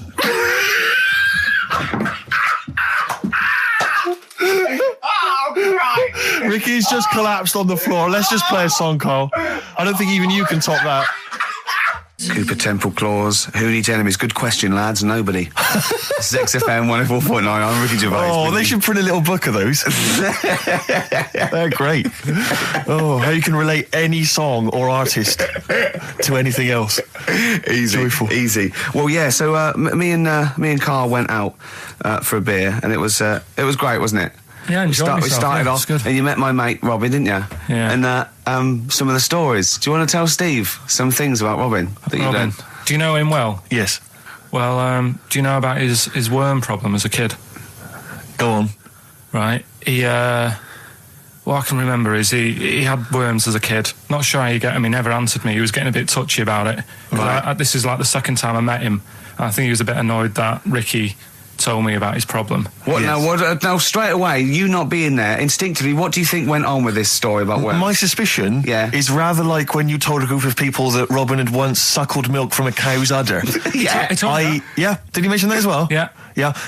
My suspicion is that, like the cow story, the worm story is not true. But And why would he get so sort of uppity about it? Well, Because it's not true. Imagine if that wasn't the first time he'd done it. Imagine if he did that every single time he was with somebody for the first time and Robin was just met them. He will tell that story to anyone. But they do say there's no smoke without fire. Oh, Robin! I also told him that the way Robin cured these worms was because the doctor told his mother, right, to hold a piece of ham or cheese near Robin's anus so the worms would come out for the food, and he believed it. I'll tell you why, though. I said to Robin used to sit on Spam to try and get the worms out, and he believed it. But Steve, right, do you remember that story about 3 or 4 years ago where there was some bloke in the army? He went away to somewhere, Vietnam or whatever.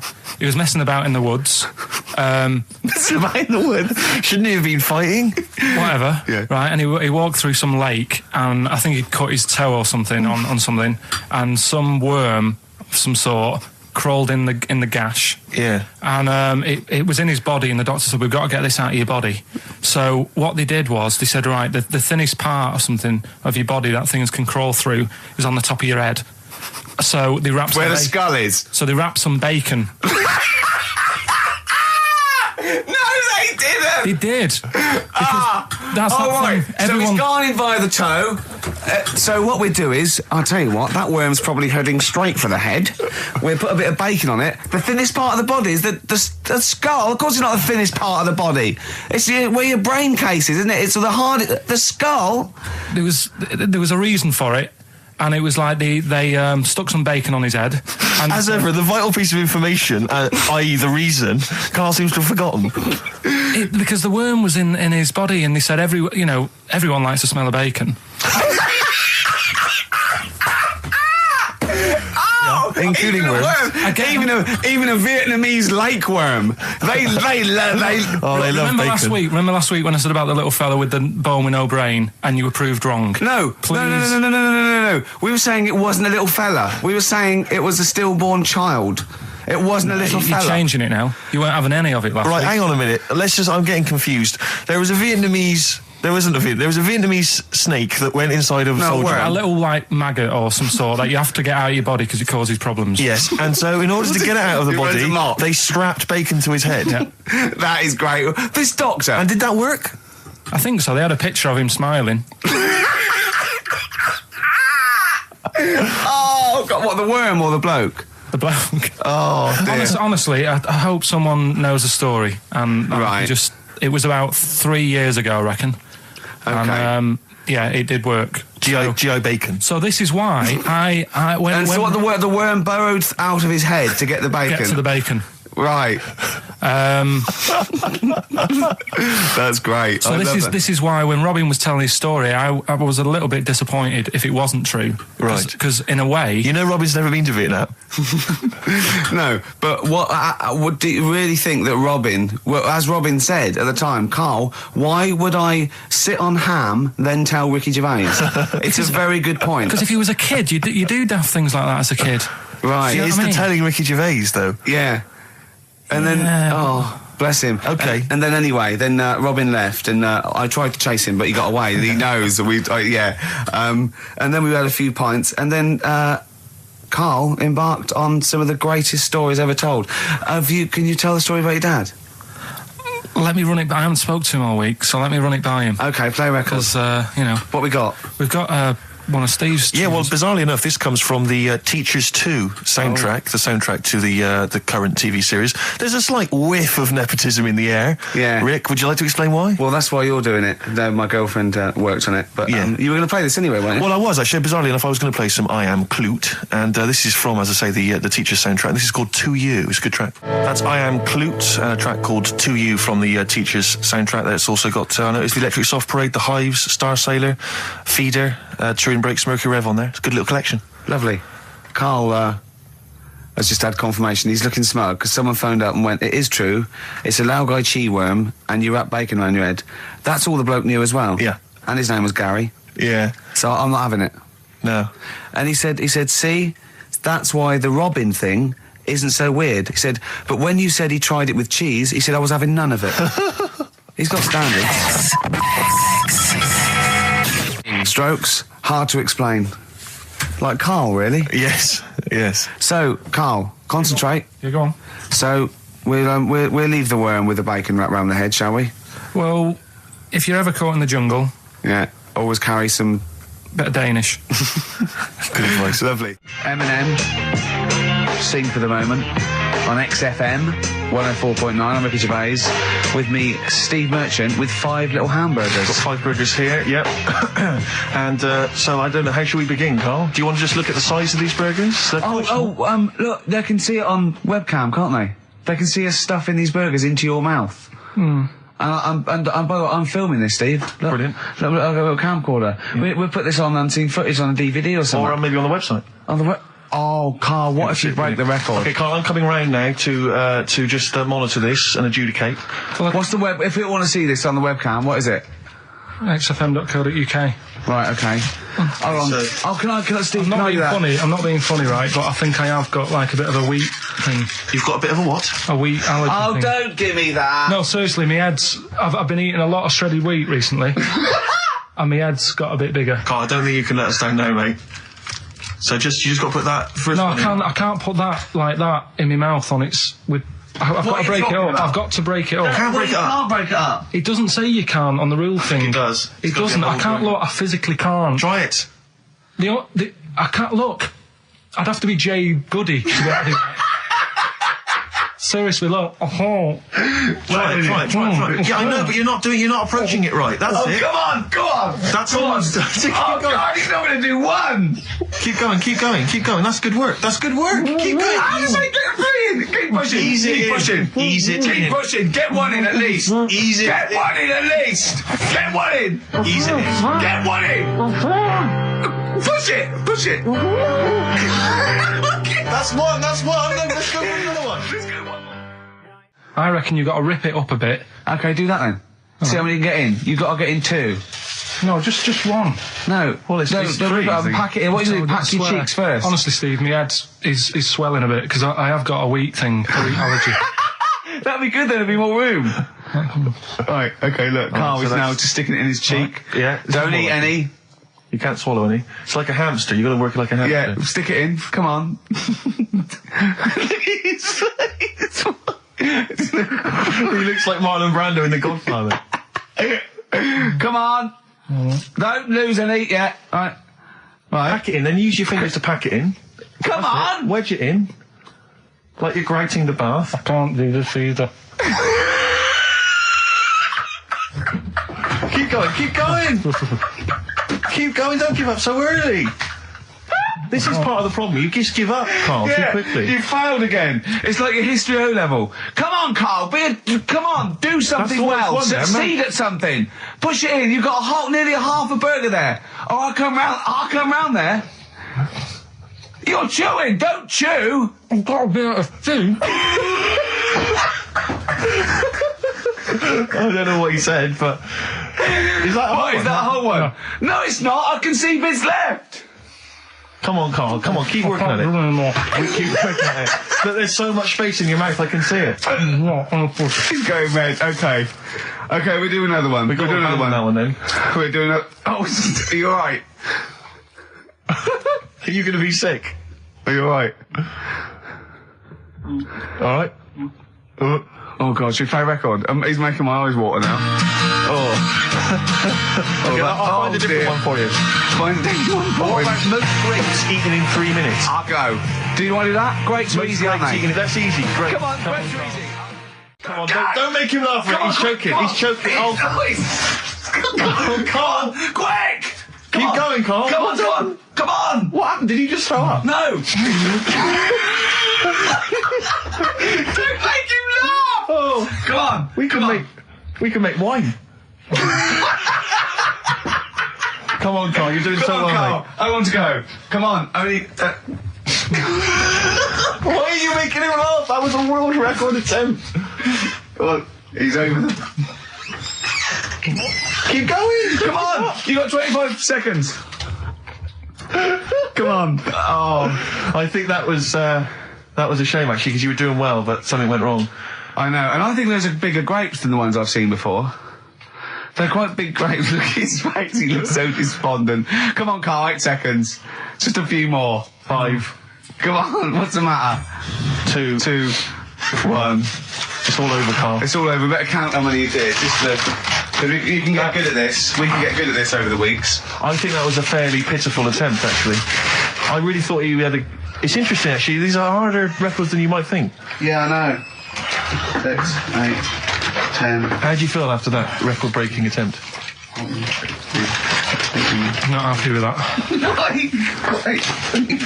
What are you not happy about? The fella who did it, was he in hospital and just had loads of grapes? I was bored. I'm sure he wasn't producing a radio programme, that's for sure. Well, to be fair, neither are you. What was tricky about it? What did you find hard? I think having Ricky standing over me, Yeah. sort of shouting, "Go on!" isn't normal. No. But that wasn't... He hasn't eaten any! Hold on. That's 50 left.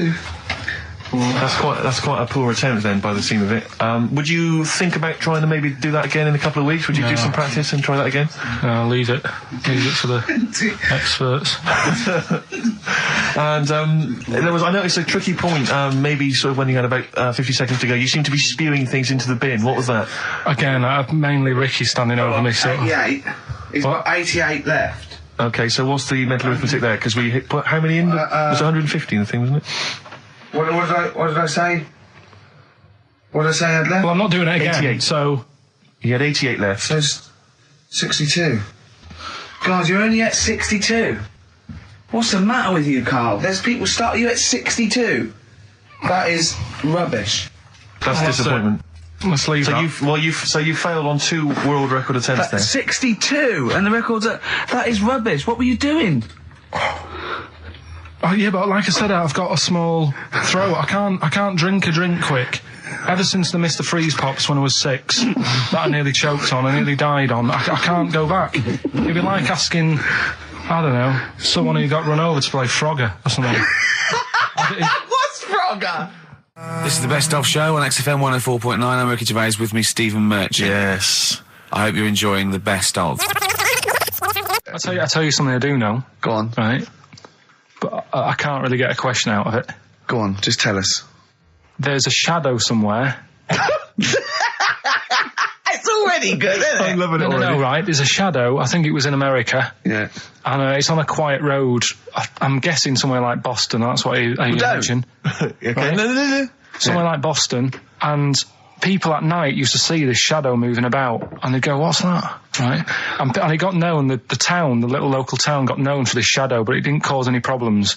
People What are you talking about? Well, it was like, you lost me. What are you talking no, about? do you know like some places get famous, like Scotland's got the Loch Ness Monster and that, but it doesn't cause any. Yeah. But it doesn't cause any problems. It doesn't exist. Go on. Right, so there's this shadow walking about on the road. What do you mean? No, what's he again? Rubbish. Right, so he's walking Nonsense. about. Where did you read this? Where did you He's see walking this? about. This was on the internet, and I'm sure. Sorry. Sorry. Right. I thought it was shite. I didn't know it was on the internet. Right, so this shadow is moving about, and Independently of an object. yeah, and the local mayor and that is like, yeah, it's a bit weird, but it's not harming anyone. The mayor involved. Was he elected to that post? Hey, Mayor, we got a problem down here. Seems like a shadow. Well, it's not causing any. No, it's Is just it causing any problems? yeah. Go on. But that's the thing. It was left for years, and then it did start causing problems. I see, that's it. If you leave these shadows to go unchecked, Rick, they go crazy. Yeah. You let them run amok in the city. Yeah. You've got to stand What down did it do? on What did it Roman do? shadows. What did the shadow do? It was pushing people off the bikes. It was what? It was pushing people off the bikes. Oh, I'll find out more for that next week. Right, that'll tease oh, them. you're a maniac. We'll do more on that. We haven't had time for educating. Please never have children. Right, listen. You are Just promise me now you'll never have kids. Like when you're born, you're a little baby, wrinkly and stuff. When you get older, you sort of morph into a baby again. And you go through the same phases. So when you're young, you buy singles. You get old, you got nothing to do all day. You got all your pension money. What will I buy? Cliff Richard's on the telly. Here's my video, buy me song. You see, that started off as quite a sensible point, because I actually think they do it. But what was all that alien stuff about when you're born, you go wrinkly and you go wrinkly again? Sometimes you mix like normal things that human beings say with I don't know what. Well, look, when you're a baby, you've got a little bald head, no teeth. You get old. What happens? Are you a philosopher? You're an official philosopher. Because, I mean, it sounds like it. Oh, Carl, play a record. You're a gem. You're a diamond. Oh, chimpanzee, that monkey news. Right. There's this monkey, right? Yeah. And it had been, do you know you hear about monkeys being badly treated and stuff like that? Yeah. So, anyway, it goes into this home. It's 14, this monkey. It's called Matty, right? Goes into this home where it's looked after. What do you mean home? Just like just a little monkey home, right? Okay, so zoo. Yeah, kind of, yeah, but they haven't got any other monkeys there, right? What have they got there? They've got just other animals and that, but not that many monkeys. But anyway, because he's there on his own, again, you know... When you say monkey, do you mean a chimpanzee, by the way? Because you usually do. Yeah.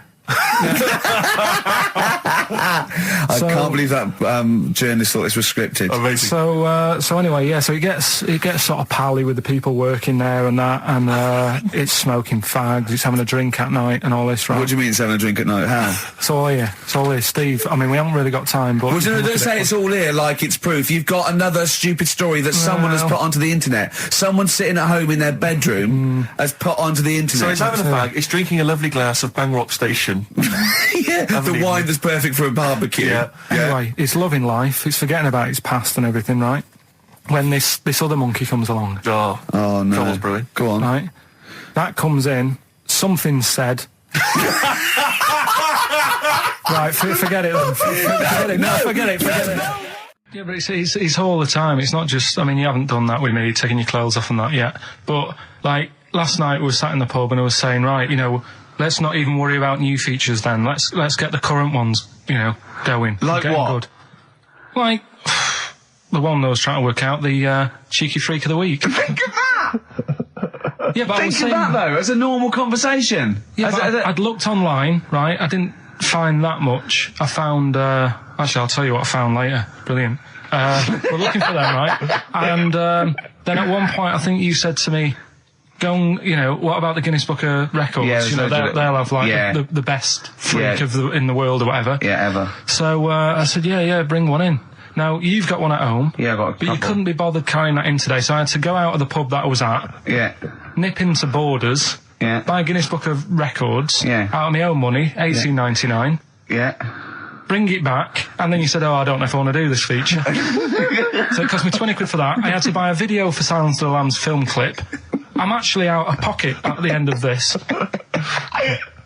But do you want to work with me is the thing. If you want to work with... people would pay that sort of money to work with me, Carl. You're a lucky bloke. Think how many people think, Carl, he gets to drink and sit. Yeah. Well, you were making a cup of tea and I surprised, didn't I? Little surprises. Steve, last night, when I left the pub in a bit of a mood, because I was just fed up with not getting anything done. Yeah. Walking down the road, I was thinking, how can I get out of this? How can I stop having to work with them? I'm thinking, I wonder if I leave, I wonder if they'll be funny and they'll go, and then my boss will be giving me stick. And I'm thinking, how much notice have I got to give out? And all this is going through my mind. I'm walking home and I got in, said to Suzanne, I'm sick of it. She's going, you need to do it when I get a new kitchen. And I was like, yeah, but how big does the kitchen need to be? I was saying, do we need a big kitchen? Can we get a small one? Have we got enough for a small kitchen? Do we need so many cupboards? Can we just have wood instead of steel? All this, trying to get out of doing this. Yeah. It's always I always feel like, because I like to think that I'm not perhaps as bad as him. Yeah, You no. annoy me in different ways. Like what? How does he annoy you? Well, stuff that, I come up with ideas, say Cheap as Chimps. Yeah. Rockbusters springs to mind. Yeah. 15 I like Taiwan. 15 Taiwan. Let's just remind people what 15 Taiwan was. It was a little feature that I wanted to give a run, give it a little run, see if people like it. The premise being? No, there's no premise, it's just a title. No, we were going to get 15 sort of ornaments, you'd explain them, and then people would call up and say, that one's from Taiwan. See? God, you just explained why I didn't think that was a good idea. Yeah, By explaining the good bit. No, the funny thing is, Steve, right, I was walking down Regent Street on Monday, walked past one of these big stores, right, and they've got all famous quotes on the windows, right, and one of them was something like, an absurd idea is often a great idea. Yeah. Do you know who said that? Go on. Einstein. Yes. Which made me wonder, if you were his mate, would he ever have done E=MC²? Or would you have said, don't bother with that, it's not going to work? Because that's all you seem to do. Everything I come up with, you put down. Yeah. Well, that's one thing. He's negative, right? I don't know why. I don't know why he is. What else? He messes me about. I get him concert tickets for stuff, and you say, I didn't bother going. Yeah. Yeah, that is annoying. You come in, 5 minutes to go with tracks that need editing. Yeah. The little bag, that bag that was free. Yeah, you got a free bag today, an XFM little rucksack thing. Yeah. You were like, oh, what's this? What's this rubbish? Yeah. Ricky said, I'll have it. They're great. He said, no, I want it. Yeah. Well, it was free. I needed. I'll give that as a gift or something. So, I mean, I think on reflection, Steve is probably a little bit more annoying than me. I won't go that far. You are annoying. If I had to go away for a week somewhere, if it was a quiet place... Well, you are again, aren't you? That's 2 holidays you had this year, I mean. If it was a busy place, I'd probably go with you, because people, do you know what I mean, staring at me all the time and that if I'm walking around with Steve. No, I'm just Can I draw up a list of reasons I don't like you, Carl? being honest. What? I'll tell you, because the list of reasons I don't like you is incredibly long and getting longer. Just saying. Do you want another snack? Look Told you it was really light, right? We've had the parrot, right? These are things that I found. Found the parrot, right? I've told you about the dog in the car wash. Right, you didn't tell me about that. You said there's a car wash for a dog. That's all you told me. Yeah, the but parrot, you said there's a parrot. What? It's a problem at funerals. Yeah. That's nothing. That's nothing. That's nothing. Do you understand? And They used to eat cats. what else have we got? There's an elephant in India with sore feet. Why? There's an elephant in India with sore feet. Now I'm interested. Why? Tap dancing? Why? I didn't write that He's much trying down to about it. break Roy Castle's record. He's still going. Come on. What is it? What is it? Think. It's an elephant, and it was really old. It was about 76. Right. And it had sore feet because it's old, and They don't make stair and lifts the that roads big, do they? roads are bad and that. Yeah, go so they said, "What are we going to do?" And the town was like, "Oh, you know, we're used to seeing it around. It's part of the thing. You know, we don't want it to have sore feet." Yeah. So they got some slippers made for it, and it had like a picture of the elephant looking happy wearing some slippers. I love him. I love Carl. His world. Think of it. Where did you see this picture? That was on the internet. Right. That's a lesson, though, for any elephants listening. You know, don't wear stilettos to work every day, No. because you can do your feet in. So that Well, it's don't elephants have really bad memories? no, they're great really good memories. memories. Oh, do they? Yeah. Oh, well, that's good then. No, I just thought they'd forget where they put them. I thought there was something about elephants having bad memories and that. It goes on. Where's my slippers? Yeah. I'm sure I left them by the text. So, So, sorry, there's an elephant walking around wearing slippers. yeah, that's in What kind India. of slippers? Those sort of old man ones with the sort of checkered well, round design. ones, I imagine. Yeah. Big round ones. There was that going on. And is it happening? Is it happier? I mean, does it feel Yeah, more it satisfying? looked it. Did it look? How can you tell? How can you tell for elephants, please? What else is there? There was a woman who's had a breast insured for 150 grand. Right. Okay. Any it's more what? information there? What? Third party fire and theft. Don't know. It had a picture of her with them, like, you know, out. I just thought, yeah, he should get them covered. He's done another real joke. Brilliant. That's a proper joke. He's done. Look at his little face. He smiles. I'd like to see you on one of the sort of TV panel games. If they could bring back sort of celebrity squares, Yeah. he'd be amazing as the centre square. Oh, that would be Wouldn't that be incredible. extraordinary? Or on that countdown in Dictionary Corner. I imagine him in Dictionary Well, Corner. I've come up with cat. If that helps at all. Yeah. Memblent. Yeah, what does that mean, Carl? Just anything you want it to mean. What I've got, there's a dog that's got a cough in Singapore because it smokes 20 a day. Right, okay, another one. No, it's the last one in it, so Yeah. we'll save it. The last one we've got is why don't. That was the record before us, and here we are, pre-recorded, because we did this a few weeks ago, because we're not here at the moment, are we? We're away in that. I'm Ricky Gervais, with me Stephen Merchant. Hello there. And Karl Pilkington. Well, He's not actually with us. No. He'll be in some of the best of clips that will be coming up shortly. yeah, this is just us, isn't it? This Doing is just us. We did this. When did we do this, Rick? A couple of weeks back. Hold on, what is it? What It's the day is it? 27th today. Yeah, I enjoyed Christmas. I loved Christmas. I loved Christmas. I had a loved great Christmas. time. What did you get? Loads of presents. So did and I. I'm glad they made it to number one. I'm really glad. Stroke, he, she. Yeah, I'm really glad that the pop idols, Cliff Richard, Westlife, made it to number one. Bo Selector. Bo Selector. Yeah, just delete that. As, Yeah. Okay, well, we're going to play some of the best of, some of the greatest moments of the last 3 weeks Yeah. ever heard on XFM 104.9. What about this? Do you remember this one? Oh, which one is it? All right, so here's the first bit. His homework was to come up with those stupid lateral thinking problems. We maybe should give an example of the. sort of genre. Romeo and Juliet, right? Romeo's asleep on the bed, Juliet's on the floor, covered in water and broken glass. What happened? And you ask all these stupid questions, and it's Romeo's a cat and Juliet's a goldfish. Again, Awful. what am I thinking? Yeah. Yeah, come on then, Carl. Right, Yeah. there's a bloke lying on the floor, right? He's cut his head, blood's coming out of his head, and all his mates come running up, and they're all stood round him. Yeah. And they don't take their hats off as a mark of respect. That is outrageous. Why didn't they take their hats off? Oh, I'm laughing, but it's probably as good as the Oh, real absolutely. ones. A bloke's fallen with his... Yeah, He's lying on the floor, yeah. He's dead. Yeah. His mates come running up. Was it important that his head was cut? I don't know. I mean, Would it have been okay if he'd have been wearing a hat? He wouldn't have been dead if he was wearing a hat. What's your answer? No, you're meant to answer questions. You don't just go, what's your answer? You say, where's the turns? And you go, no, and I have to guess. It's obviously like sort of motorcycle stunt team or a parachute. Why didn't they take their hats off? Because they're probably still on the motorbikes or something. Or... Well, yeah, but if you mark a respect to someone, you could take your helmet off. I'm getting angry. What? They're parachutists. Why can't they take their helmets off? Because they're coming down from the sky. But he's on the floor dead. Well, yeah, they can look down and see him on the floor. Are they on the floor, Carl? They're on the floor as well. They're walking, are they? Yeah, well, they sort of stood there looking at him. They're stood there. Yeah. They're stood on the floor looking at him. They're soldiers. Why? But why? Because it might be in a battle zone. They might have their helmets on, and he's been shot in the head. No. Well, that does work. You see, this is my point. That one works. That one works. Unless you've given us a piece of information where that doesn't work.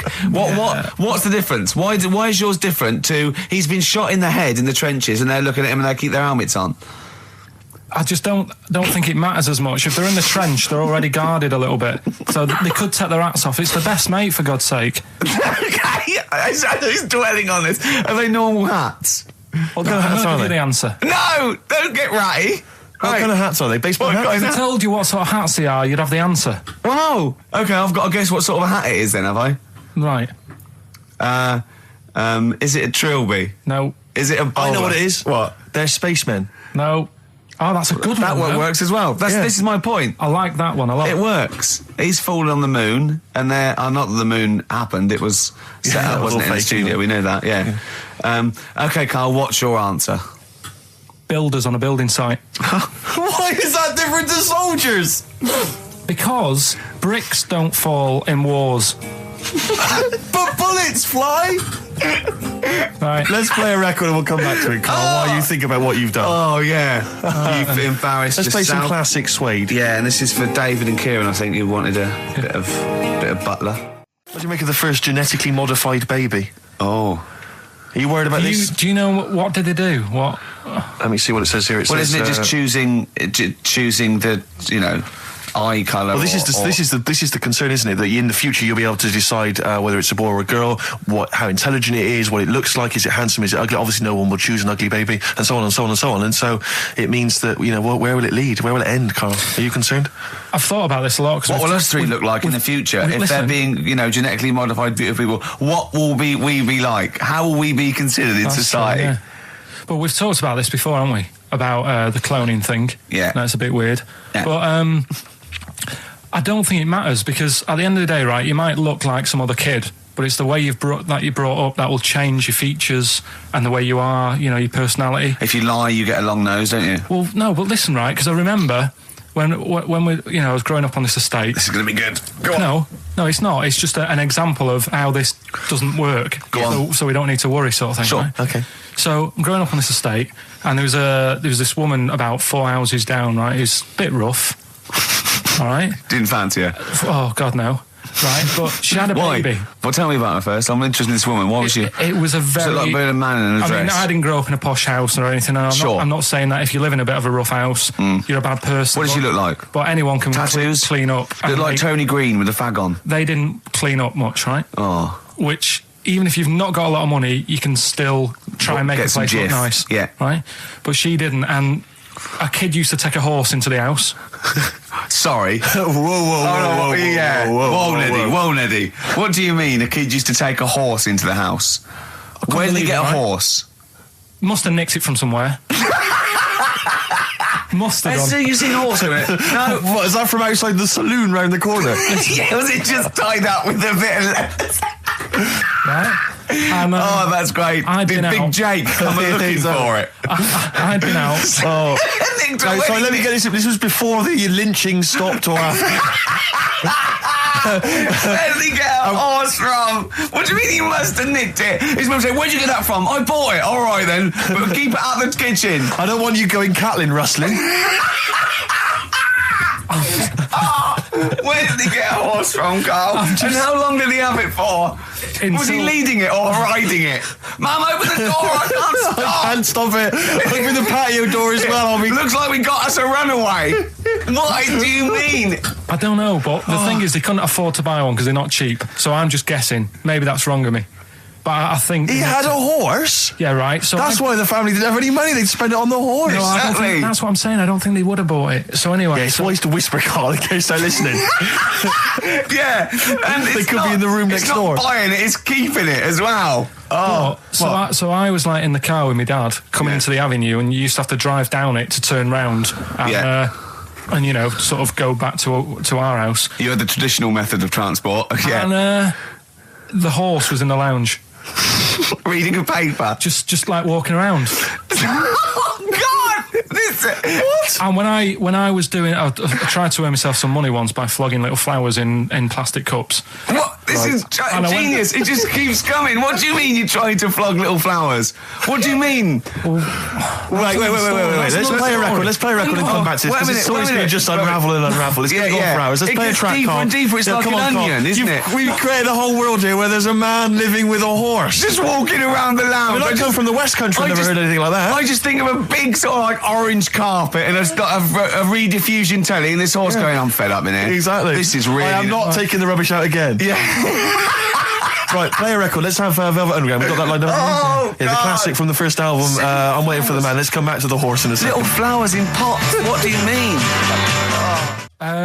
Go on. Talking about this the other day. What was it now? Listen, the fella. Play a listen. record. Do you want, let's just, all right. All right, no, go on. All right, he's got it now. Go on. This fella goes to the doctors, right? Oh, right, okay. Right, if this is in any way apocryphal, stupid, illogical, impossible, right, you are never, ever speaking again on radio.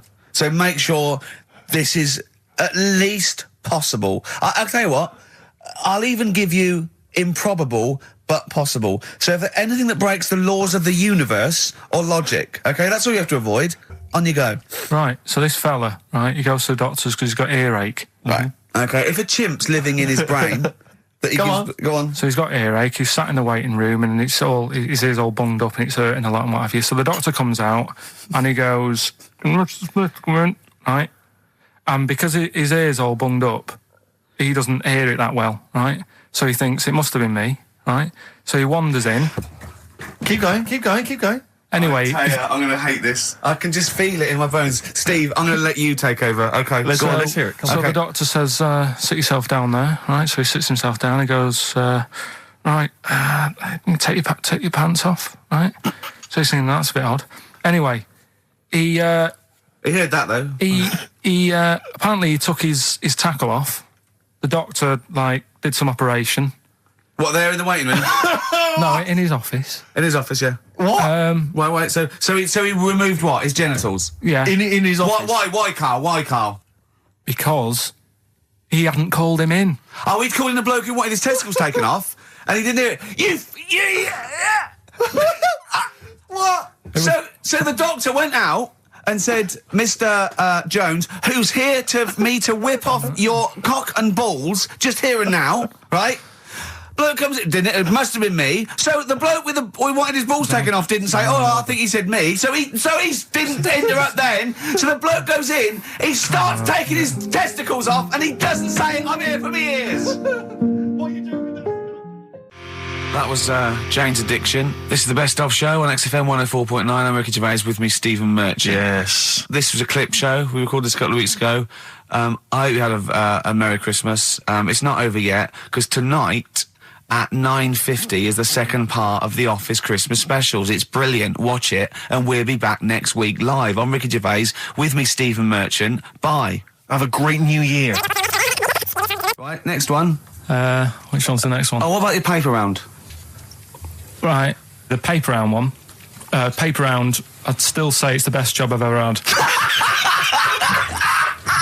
And he means it. No, I really enjoyed it. It's like, you know, you don't have to work with anyone else, right? So you make your own rules. Just think of that. You know, you sort of You're spreading information to people. Vital information. You're giving a service, and no one else is around. You know, you can just do what you want and think about stuff whilst you're cycling around on your bike. It's really good. Yeah. So, So anyway, imagine the stuff he's thinking about when he's riding around. I can't. Oh, so getting in the head of a salamander. So anyway, I loved it, and even though I only got like 50p a day, right? No matter what the weather was like and stuff, I used to get up at 4:30 and go and do the round. And why did you get up at 4:30? Because I wanted to watch the Pink Panther at 5:30, so I wanted to get me paper round done. I said, why didn't you watch the Pink Panther? And then he went, oh, I can't sit there thinking I've got my paper round to do. He'll ruin it for him. Yeah. So is it a good job or not? So 4:30 I was up and about, and this morning it was like winter, really bad winter, bad snow, you know, freezing cold, really windy and all that. And my mum said to me before I went to bed, she said, don't be getting up tomorrow, I'll give you the 50p. I said, it's not about the 50p. So, you know, people want the papers and stuff. So, conscientious. So anyway, I went to bed thinking, you know, that's it. I've told her I'm still going, so, you know, whatever. Go to sleep, get up in the morning, and put all my kit on. And I used to have layers of clothing on because it was really cold. I had like a big anorak on with the fur on. I had like waterproof pants, and I got my paper round bag. And I went downstairs to get out and tried to open the door, and it was locked. I thought, oh, God. So she'd locked it so I couldn't go out. So I'm searching around the house looking for the keys. She must have hid them somewhere. I thought, oh, God, you know, I've got the papers to do. So I thought, how can I get out? So I went upstairs, climbed out of the bathroom window. God. Right, and to try and jump out of the bathroom window onto the porch. But the problem was, I had so much gear on, I was like the Michelin Man.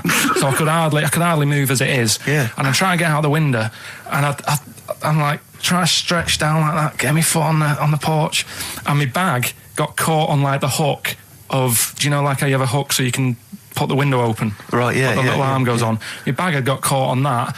I was holding on to the wall and my foot on the thing, so I couldn't sort of pull it away in case I pulled it away and then fell on my head. Yeah. So I'm stuck there. Dangling. My dad comes back from working nights. Yeah. He thinks I'm a burglar. Gets out his gun. So he's shouting and stuff, going mad and going, Dad, it's me. And he had to give us a hand using a... He's heard that wily trick in Manchester before. He had to help me using a washing prop thing, a big stick. What did he do? Well, he said, just hold on for your dear life, and I'll sort of push the paper bag off the hook. Why didn't he go upstairs and sort it out? It was at that point where I was in the middle. There was nothing you could do. Do you know what I mean? It's at that point where you've just got to make a decision. Yeah. And by the time you go upstairs, who knows what might have happened? Sure. Do you know what I mean? You've got to act there and then, not messing around. Yeah.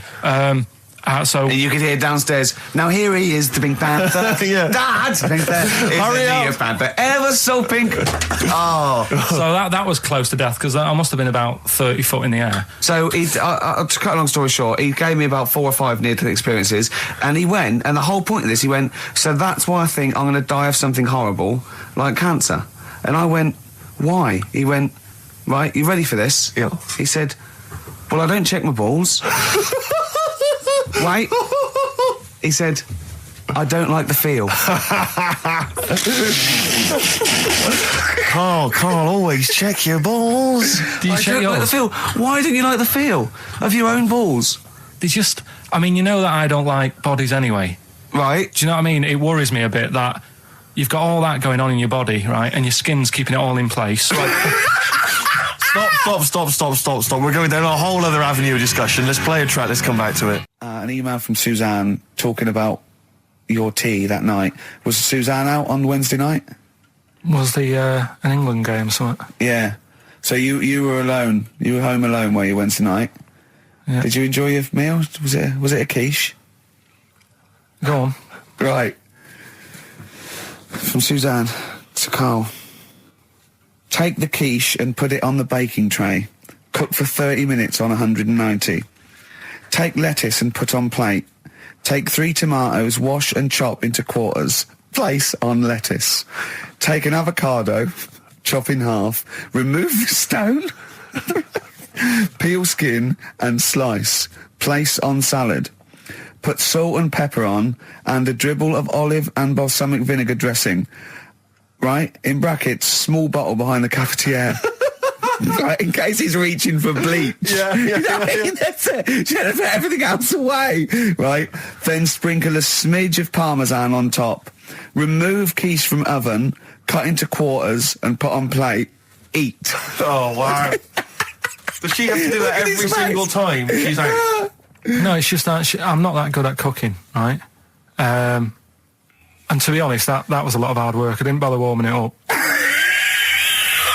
And I did without the avocado. Why? Too much messing about. He didn't even do that with instructions. It was too much. But yeah, I'm not that good at cooking. And That's not cooking though, is it, Carl? That's heating up a slicing. quiche. That's cooking it is making the quiche. Yeah, but I'm just. Could you have figured that out if she hadn't left that note for you? Why does she have to tell you what the olive oil and balsamic vinegar was? Because I've put sort of cooking oil on my food once, and I said, oh, it's a bit. He's ever since, right? Years ago. I'm gonna die. Years ago, leaving Mr. Magoo at home. It was ever since I put sausages in the toaster that. What do you mean? I nearly set the flat on fire. Because do you know, like when you're grilling food in a pan and all that? Yeah. Sort of sausages spit and it goes everywhere, doesn't it? And it makes everywhere greasy. In the toaster. So I thought, well, just want to warm them up. Yeah. Put them in the toaster. Yeah. What happened? And she sort of caught. Well, they got stuck and they got caught on fire. I imagine. She came in just as I was sort of plunging it, and Matty came in from work. She said, "What are you doing? I said, I'm in sausages." Well, the oven isn't on. I know they're in here. What? You turn it off? Panicking and that. But I've never been into it. I've never been into cooking and that at school and stuff. I didn't bother doing it.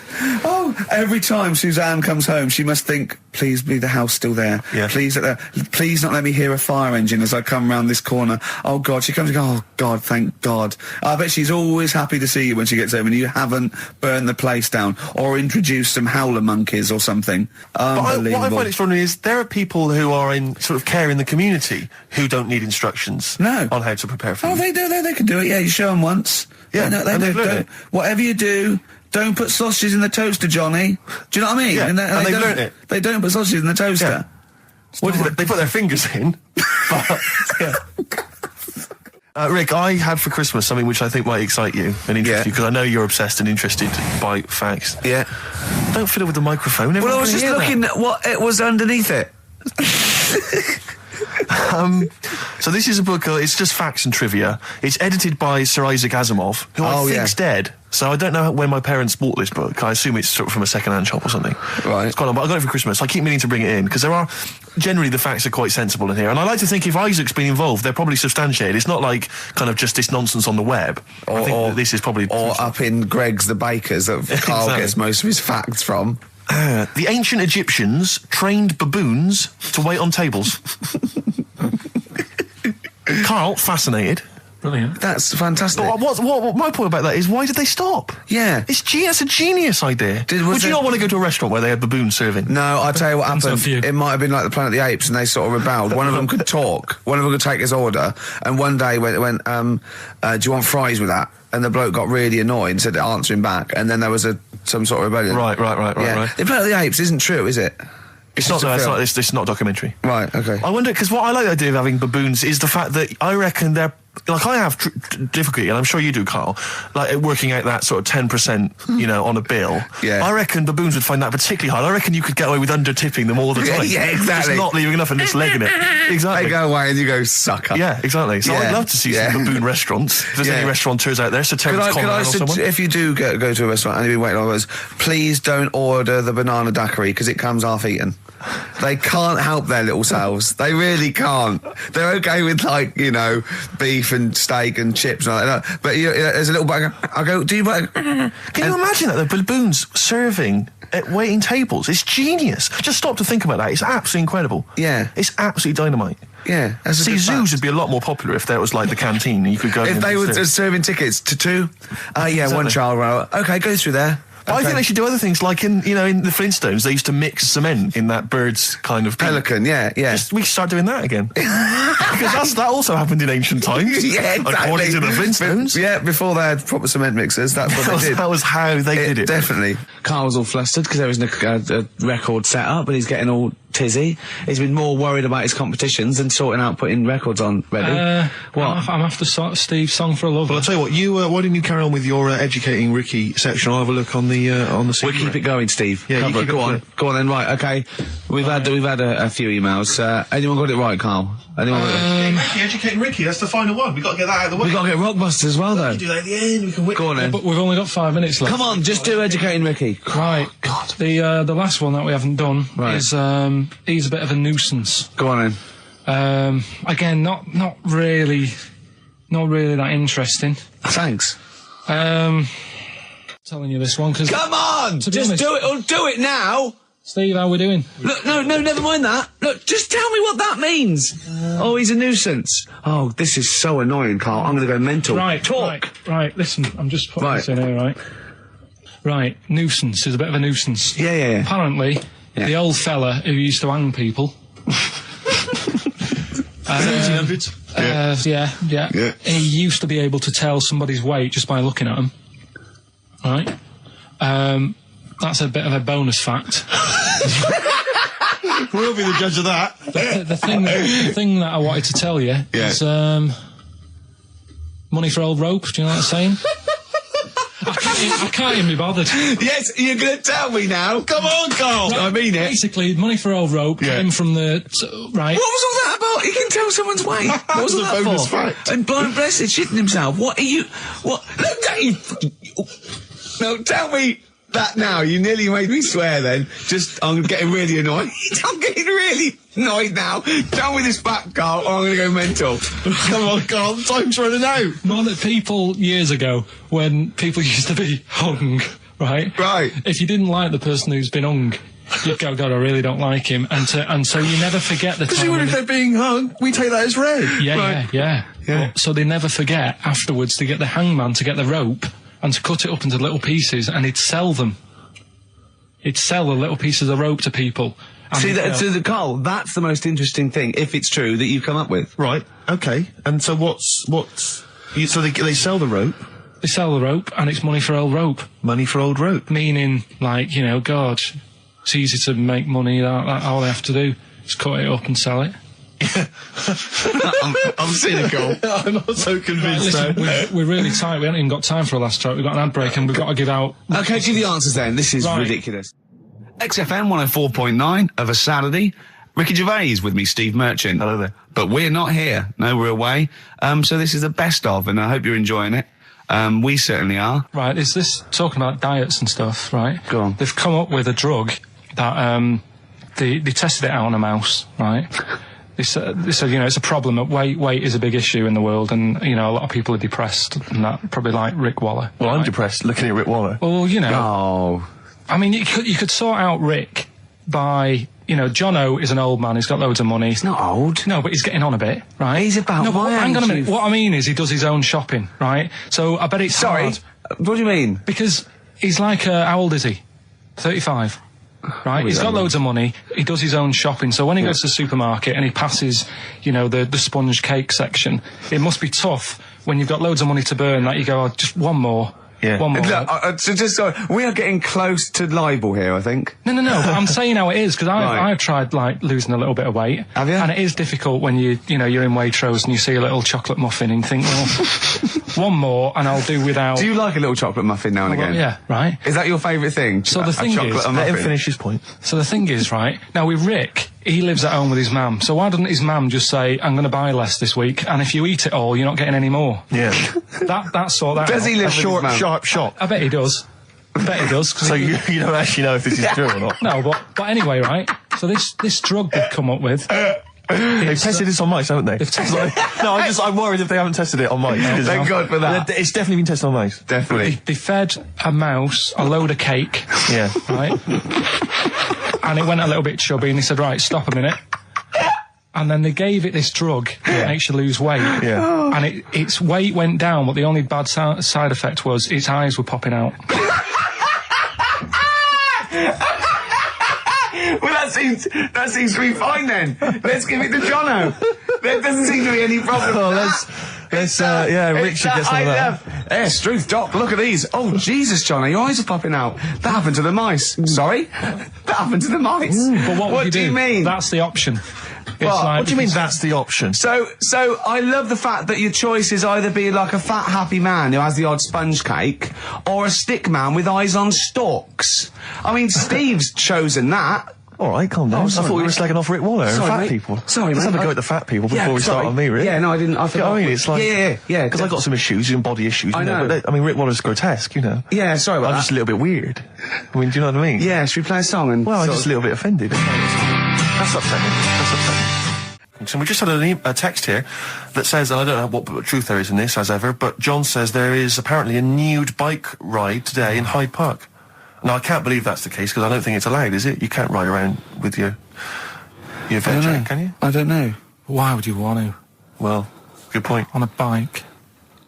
On a bike, I like the fact that that's what disgusts him. I want. Do you know what? If we did appeal for a nudist to call in, I'd want a very specific sort. I don't want. I want a German nudist, a middle-aged man called Helmut. Okay. If there is any, or the closest one to it. So I want a middle-aged man from Germany. If your name is Helmut, you're in. But I'll accept Hans. Carl would be good, Okay. wouldn't it? All right. Yeah. I think I'm wondering if the age might. Maybe we could we broaden it out Okay, a just little bit? a German nudist bloke. Right. Can he at least be fat? Can I find a fat German fella? If your name's Helmut, we're going to give you a big prize. Yeah. But, you know, any fat German fella who likes to get his sausage out. Sure. Okay? Okay, sauerkraut. Yeah. What's the phone number? 0871 222 1049. It'd be good just to get an email or a text with a contact, wouldn't it? And then I can just call them up in the week. Sure. And 83936 is the text number. I don't know what our audience demographic pans out like, Rick, but I'm suspecting that's probably a fairly small fraction of our listenership. I know, but, you know, fat there must be German someone out there. If you nudists. know a fat German who likes to get his tackle out, phones are going. Phones away, going. straight away. Just answer it, Carl. Just answer it. Just pop that. it could be anything. Well, just No, see could what be- it To be is. fair, it could be a nutter. It could be a nutter. But just say hello. Just tell you it's not If straight away. important, he'll stay there, won't he? He'll stay there. We'll answer it. Let's Answer leave it. Leave it. Answer it. Oh, you see this? It's gone. It's gone. There you go. He bottled it, so just as well. Well, you took too long to answer it. There's a didn't you? vicar in Australia who started sort of doing his services and all that in nude. Hot in it there out there. Yeah, Where'd but you get the churches aren't. Churches are pretty cold. It was on some website. Of course just, it was. Yep. Just saying about a vicar and that who's there's a lot of nudists and that who want to get married. Do it, you know. Don't mess about with the wedding dress and that. Just snip up. Cheaper, isn't it? Well, I also suppose it's so. I suppose if you believe in God, you believe that that's the way to be in it. Because Adam and Absolutely. Eve and that. Yeah, but then in Adam and Eve, the shame made us dress up, didn't it? Yeah. Eating the apple and things. Yeah, but God didn't want that, did he? No, he wanted to see it all. He was loving it. He was having a whale of time getting a life full of all of that, and then the snake said, snake. cover yourself up. Stitched him right up. Just like, for example, that's why your balls are on the outside. Because the cells have to be a certain temperature to survive. I don't know if it's the sperm or Sertoli cells, but they have to be a couple of degrees below body temperature. Otherwise, they'd be in a nice cage and we wouldn't get kicked in the nads. What do you mean? That's why your testicles are on the outside of your body. They have to be a couple of degrees below body temperature. Yeah, but it's not. That isn't why they're there. You see, this is like the chat we had last week about the giraffe having a long neck. What do you mean? They're there because that's where they happen to be. They didn't go right. Well, that's what evolution is. It's a selection process. It's not a will. The balls didn't say, look, I'm too hot, let's get us outside, let's get outside of here! All right, hang on a minute then. What? So a little man monkey, right? Theirs are in the same place as ours. Yeah. But they're walking around naked, so it could be anywhere. They could be like on the back. It doesn't matter where they are. They call it, well, they could be on the back, yeah. So why aren't they? This is a completely different... Steve!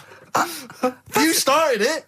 I wash my hands of the whole affair. And we're not only back to balls, but we're back to monkey balls. Yes. In one thing from about parasites, we're back to monkey ball news. Yeah. How do we get back to chimp testicle news? All right then. So this worm's in a fish. Yeah. It's like a little platyhelminth. I think it's some sort of. But what I mean is, why are they about? What do you mean? They Why? evolved But why haven't they died out? because they're very successful. Yeah. What do you mean, yeah? What do you mean, yeah? Well, tell me the brain event that made you say yeah in that 1 second gap. Because in a way I don't get it, and if I think about it too much, it hurts a bit.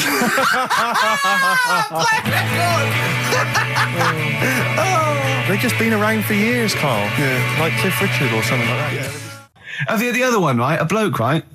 He's on a train station, and I say I heard it. He's waiting for a cruise station, whatever, and he shits himself. As you do. And so he goes, oh, my train's in 5 minutes. So he runs across to Millets and goes, quick, Levi's 36. The bloke just puts it in a bag. He runs onto the train.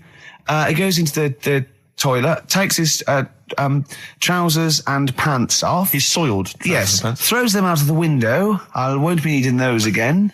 Cleans himself off. Open the bags. It's a jacket. Oh. No, he didn't have them, Carl. At what point did he go into it and go, quick, Levi's 36? And the bloke went, sorry, Levi's 36, what, a pair? No, shall I wrap them? Them? It. Shall I wrap? Just wrap whatever it is.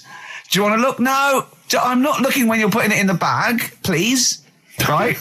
36 white stories. Well, don't say anything. I've told you 36 Levi's and put it in a bag and charged me for it. Yeah. I don't want to discuss it further. Yeah. There was one... There we go. There was one about a woman whose husband died, and she had him cremated. Yeah. And made like a little egg timer out of him. And she said, I did that so it can still help around the kitchen. Well, that might be true. That might be a joke. That's quite sweet. That might be true. It's a true story, again. It was all... No, not again, because the ones I just told weren't. Nor is the boiling the brains in a bag curry microwave. Head story, true. Yeah. That's all. Right, that's Aqualung. Good time's gonna come, innit? Right, Carl, come on in, educating Ricky. So, don't let the cat out of the bag, that's where that comes from. Comes from a crafty butcher. Right, go on then. So the next little headline is Wash Up With You. Wash up with you, go on. You want to know about that? Yes. It's a survey that they did this week. They? Yeah, some university did some survey. Brilliant. Did a world test on washing up. Yeah. And each country were given 140 pots to clean. Brits were the quickest. Yeah. Yeah. Turkey were the slowest at washing up. The Turks. It's not because the little fellas that work in the kitchens with no... Is it? They can't reach. Spain were the cleanest, and the Germans were pretty good as well. So I don't know where to start with this. Honestly, Steve, I don't know where to start with that. Sorry, what was that? Wash up with you? That was it. But was that it? Survey of washing pots and pans. I didn't understand. You said who? You said Italy were the cleanest. No, Spain. No, Brits were the quickest. Yeah. We were the quickest, but Italy was the Spain was cleanest. the cleanest. Turkey were the slowest. Yeah. Spain were the cleanest. But why weren't we clean then? Because we were washing up. Why were we not paying attention to the? We did it rubbish. We did it quick. We did it quickly, but I don't understand what it was being rated on. Who was doing it? Was it Lynette Newman or Ainsley Harriott? She's quick. Both of them are quick. Yeah. Well, they've got like kind of loads of slaves that do it for them. Did we use fairy liquid? Don't know. It didn't have. Did we use a whole bunch of Boy Scouts? Didn't say that. Just like said, it just said, that. Who had the softest hands? Who had the softest hands? So it didn't say. I didn't. Why is it we don't get notified that this is taking place? I don't know. When I was a kid, no one ever said, we need recruits because we're doing a survey on who can wash up the quickest. Are you disappointed in yourself with that one, Carl? It is pretty dull, to be fair, and that is why we've got to bring in either con merchant or a wine merchant. Or shut up at your face. Yeah. Would you be able to, if I put you on the spot in the next, after the next record, would you be able to give an example of how con merchant would work? I mean, is there something you could do just to sort of experiment? Should we play record? I can do better than that. What? Ads. Go on. Well, if you've just tuned in, it's XFM 104.9. You've got that bit right. Ricky Gervais show with me, Stephen Merchant. Hello there. Carl is actually in a little booth. We're not in the studio, you see. This is pre-recorded. We recorded this last week because we're away. And it's sort of like the best of the last 3 weeks since last time we were away when we put out the best of. What was that one you told me about with the porn? That was a good one. Oh, this was fantastic, right? Right. There was this. Sorry, can I just check now? We're just remembering classic episodes of the Tales No, Unexpected this is important. Well, I saw one right. I saw one on Tales Unexpected, right, and it was these two gents. What they used to do, they look down the obituaries and they'd blackmail the wife or the son of a dead eminent person, like might be a priest or a doctor, like that, and they'd go and they'd say, he bought some erotic stuff from us before he died, and he owes 100 guineas and all this sort of stuff, and they'd pay up because it'd be so embarrassing. They just didn't want them, so they'd just pay him, right? And this one bloke said, who are these people? I'll meet with them. And he goes round there, and he goes round, and they go, your father, he goes, my father could not have bought any erotic material from you. They did it, he goes, he couldn't have, he's blind. Right, and that was the twist. And Karl went, so it was magazines, not videos then. Yeah. Now think about it, Steve. Is that so stupid? Well, presumably it was set in olden times because people, professional pornographers don't tend to call it, erotic material. Yeah. They tend to call it, juicy jugs or whatever. But more than that, I don't understand how a video is going to be any use to a blind person either. I know that you can hear the sound, Karl. Look at him nodding like he's caught me out. Yeah, what sound will you hear? Do. Your meter needs looking at? Yes. Cut. What's then? What's that? Then it's just noises, occasional groans. Yeah. Right. You could listen through the wall at your neighbours. He does. I mean, that's why I save a lot of money. But I thought you were going to point out, Karl, that they could have had a Braille porno. Now, have you thought of that? Look, feel the lumps on that. Exactly. Think about it, Karl. Think about it. You're excited now. Yeah. Your girlfriend's away, Karl. Yeah, the cheese grate has only entered the cupboard. No, she's a good-looking lady. I used to sell mackerel. Did you? Yeah, I had a pet magpie. Did you? Called Maggie. Oh, pet magpie. You mean you captured it and didn't let it go away? Yeah. Can't have a pet magpie. But then it got really vicious. I mean... Well, it was right, let me go. What do you keep it in, a rabbit hutch? No, it flew around, but it used to just, come to me all the time. But then it started pecking me head and stuff. That's not a pet magpie. That's a bird in the garden. No, but I could actually... I could hold it and stuff. It wasn't scared of me, and it knew it was me. It used to come down from, the top... It hated you. That's why it wanted to peck you. Is that... And the other thing... I always remember being younger and walking through the woods to school with my mum, and I was chasing a butterfly, and she said, "Oh, don't do that, Karl." And I said, "Why?" She said, "Because they only live a day." And I said, "Oh, all right, I'll get a dead one in the morning." That's genius. That's great. That's quick thinking, isn't it? Oh, that's sweet. Let's play a song. XFM 104.9. I'm Gervais, with me, Steve Merchant, Karl Pilkington. Steve. Well, we were talking about the news just now, and there was a story I heard in the week. I think it was on the radio, and I don't know all the details. But what I heard was that a number of, I think it was Falkland, maybe Gulf War veterans, were, I think, suing or complaining to the government because they wanted compensation for post-traumatic stress disorder. Now, I don't know all the ins and outs of it, but it seems to me that if you're in the army and you're a soldier, a certain degree of trauma is kind of inevitable. I mean, after all, if you're any good at your job, you are going to see people getting killed.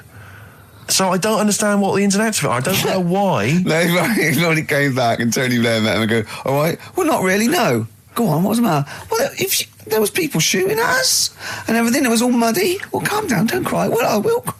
There was a drill sergeant just kept shouting, saying, "Look at you, stupid boy, where's this gun's not clean?" I just cleaned the gun and it was fine, and now he's telling me to clean it again. Yeah, and the boots, they were shiny. Fine, he was he's got to do that, it's more distant. His neck was as big as his head. Well, yeah, but you don't know what they, I don't know what the ins and outs of it are, but... what you got to do is make sure you know what you're going into. That's what I do. You got to check the small print. So if I was, going over to the Falklands or, the Gulf, I'd put my hand up and go, will it be horrible? I go, you know, yes, will it be horrible? It will be horrible, yes. It will be horrible. There will be shooting and lots of death and everything. I go, right, I'm not going to go. And I go, exactly. Okay then. Okay. That should be fine, yeah. Should be fine, yeah. Just like that. Is anyone else scared about this? Pretty much all of us. Okay, then we won't send anyone then. Exactly. My brother went into the army, right, because he couldn't get a normal job. And my dad said, if you don't get a job by such a date, that's it, son, you're going in the army. And so when was the Falklands? Was it about 81. Right? And he joined back in like 81 or something. And he I don't know, he was in Aldershot or something. Oh, yeah. And he wrote back to my mum saying, you know, a bad time to join, bad time in this. So she wrote... What bad time to join? That's so sweet, Carl, isn't it? That's like, dear Dad, yeah, well done. Don't know if you've noticed. Yeah, I was on the dole, that's for sure. Thank you for joining a month before the Belgrano. Anyway, go on. My mum called up, spoke to the sergeant and said, can you leave him out of this one? Can you leave him out of this one? What, the Falkland War? He's only just joined, and she called him Chuck, which he got done for. Like, she's one of them... I think it's a northern thing, like saying, how are you, Chuck? Yeah. And she called the sergeant Chuck, and the sergeant said to like, my brother, your mum, you know, she's called up and asked if you can not go. Which, of course, you know, I mean, we'll see how it goes. But can you tell What her... do you mean? Why did the sergeant even entertain this? Well, Pilkington, come here. Your mum's been giving me a bit of earache. Now, listen, tell her I've told you, but can you call her, because she called me Chuck and everything. Can you call her and say you don't mind? Well, not really. Oh, please, because I've promised her say you want to go. No, please, say you want to go. Why was he entertaining this phone call? because he was new to the army, I suppose. Who? No, I mean the you're right. sergeant. I don't know. Maybe they do that. So what happened? He didn't go in the end? So he didn't go, no. You can't do it. But that's ludicrous. I love it, though. Okay, we went over the top. Pilton, I've got a note. Yeah. Is this really your mum? Yeah. Okay, no, this seems to be in order. Because I noticed it says, I do not want to go into the army, I don't want to go and fight, and it's crossed out and it's good, mum says don't go. Now, you didn't write this yourself? No, my mum wrote this. Okay, you definitely wrote this yourself. Your excuse. You're going to have to fill envelopes. No, I'm sure if he was needed, he would have had to go, but I think they made a bit of a special effort. They sort of said, oh. Well, it wasn't conscription anyway. Oh, no, I was But were the other soldiers going around just going, Pilkington. No, he ended up being a mechanic in there, and he got kicked out for going for a packet of fags in a tank. What? No, wait a minute. Do you mean he nipped down the shops in a tank? Yeah. I don't believe that, Carl. You've made Honest that to up. God. That, and he went off with the sergeant's wife. So that didn't help, and he ended up getting kicked out. Sorry, your brother's a genius. I love this. First of all, he gets a call from his mum, go and let him off. He goes, oh, God. Then he goes, where's Pilkington? His mum's on the phone. Where is he? He's near your house, Sergeant. Near my house? Well, why is... No reason. Well, when he comes back, when he's finished, tell him his mum called. And can he get me a packet of fags? Tell him to walk this time. Wow. This is ludicrous. So the sergeant found out that he was sleeping with his wife? Yeah, I don't know. I mean, Did your mum phone up and say, let him off? Let him off this time. Can he... Yeah. That's fantastic. But he misses it. I mean, I haven't seen him for about 11 years. But ever since he came out, he's just kept getting into trouble and that. And the army, you know, people slag it off. But I think if you're a certain type of person, it's good for you. It didn't straight him either, did it? No. He was going down the shops in a tank, he was shagging someone behind their back. It's really weird. It's like back then, he was like a proper adult and he had a house and he collected crystal with his wife and that. And now, he hasn't got any of that. Has he got the wife? No. Has he got the crystal? Don't think he has. And he hasn't got a I house. seriously haven't seen him for about 11 or 12 years. I haven't even spoken to him. Carl's stories always start off nice and funny, and then they just leave me empty and slightly depressed. I don't know whether to hug him or shoot him, put him out of his misery. Can we take Carl to the... phone in if you think I should take Carl to the vets and have him put down, because it's just too stressful. He had some Germans laughing at him on the tube because he recognised him. You don't think of that? Well, obviously Ricky doesn't travel on the tube anymore. He's too rich for that. I never did. I always thought it was beneath me. Sure, but I used to walk everywhere, didn't you? But I'm still forced to. Take the tube, and I sat on the tube, and it pulled up, and outside the window, just happened to be on the station, was one of the posters with us. So I was kind of there, not realising it was behind me, and these big kind of fat German or maybe Bavarian guys. Well, they're in lederhosen eating sausages. Yes, they were. They're Bavarian. Yeah, they were. And I noticed one of them kind of looked at me, and then looked at the poster, then looked looked at me, just happened to say it, and wittered something to his friend in German. You know, I don't want to try and do an impression. That's freaking goggle-eye. Oh, whoa. I think that... No. But I know what you're thinking it means. It doesn't mean that. Right, okay. It means... What's a rough translation? Elegant boy. Right, okay, yeah. And so anyway, That's freaking goggle-eye. He pointed out the poster and his That's mate... lanky piss and streak. and his mate burst into laughter. And then we pulled Well, they've got a great sense of humour, the Germans. Well, That's indeed. the thing. But we rumbled onto the next. We rumbled onto the next station, and the poster was in exactly the same place. And this time, they tapped the shoulder of someone else on the train and pointed me out, and that person also laughed. An Italian? An Italian bloke, yeah. There was a French. Was there a bloke with a beret and a little moustache on the other side? Yeah. Was yeah. the United? Did you get on the United Nations Express? Just to, imagine that. Yeah, it was fake. See the freak. Look at this freaky goggle eye. Right, whereas I love the fact that before you were at least pretending to be speaking German. Now this is an Italian with an accent. It's just a guy speaking perfectly good English. So you've not even disguised the insult there. Oh dear. Oh, that'd be lovely. Try and insult me in other cod languages. You could bring Europe together if they just instead of Esperanto, that there was just one common language. The language of freaky goggle eye. I'll tell you what would bring Europe together is you maybe representing England on the Eurovision Song Contest. That would be great. With a self-penned tune. Should I do that? That would be magnificent. It's got to be worth thinking about. Just about everyone being the same. Yeah, just about the people Euro being and equal. Everyone, not and also mentioning the Euro. Yeah. Yeah. Just doing that. I like all different cheeses. Oh, je t'aime la musique pop. Yeah. La baby belle. Et le cheddar. I mean, I'm not fluent French. Le grand fromage. Yeah. Oh, it'd be lovely, wouldn't it? And they'll all be there, all in their different. Well, every line uniforms. could be maybe in a different language. Yeah, and what would I wear? I'd wear sort of like a kilt. You'd wear a kilt, but you'd also have on your head one of those kind of big, what are they called? Those big furry hats that beefeaters or whatever wear. Yeah, one of them. Is it kind of a busby or something? A busby? Yeah. Wear one of those, or maybe a policeman's helmet, That'd be Bobby's good. helmet with the kilt. Yeah, you'd have the clogs. I'd wear the policeman's helmet under the kilt, so they just thought I was really enjoying the show. Yeah. Good idea. Hey? Excellent. I think we talked for about 3 minutes without having to mention some kind of genitalia. You were doing very well, actually, We should boys, celebrate yeah. by playing one of my tunes of the year. Really? What one is it? U2 Electoral Oh, Storm. I know you're a big fan. I know you're a good big fan. choice. Well done. Cheers. All right, this is Karl, the producer of Ricky Gervais and Stephen Merchant on XFM 104.9. We're playing out some of the best bits. Hope you're enjoying it. Here's another one. 3 holidays Carl's had this year. Last year. Yeah. I'd love to have 3 holidays. You've got to start putting the work in I there. had 2 holidays No, there. you had 3 holidays. You went away with Suzanne and her parents. Yeah, well, that doesn't count. It does count. If you book 2 weeks off the firm, you go away and you go, how was your holiday? Go, well, it didn't really count. It wasn't a really good holiday. Can I have them days back, please? My New Year's resolution is to be nicer to you, but Well talk done, sense. you've already broken that. No, but talk sense. Talk sense. You've had 3 holidays this year, and I'm just saying, you're in your 30s now, and 30s is when you should be really putting the work in. That's true enough. To reap the benefits in your 40s, 50s, 60s, 70s, 80s, 90s, and 100. Karl, what's your New Year resolution? What about think before you speak?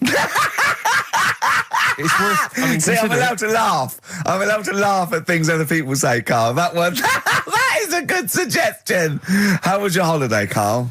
It was all right. Right, brilliant. But that I don't see on the ratio of good to bad in Karl's mind. That might be amazing because we never It might hear be him amazing, singing the mightn't praises it? of anything. I'll tell you what. Can we have a cracking little tune and then come back and hear about Carl's holiday? I'd love to do that, Let's really. keep it tight. Love to Tear Us Apart by Joy Division. Now I can't put my finger on it, but that doesn't sound like the original, and it's off a compilation. It sounded a bit fast.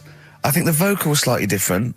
If anyone can, put me out of misery, I think it might be in a session of the time or something. Karl, is it a New Year resolution for you? Another one. Maybe when we ask you to get a song, get the original single version. I could be and wrong, not some but- obscure but- session.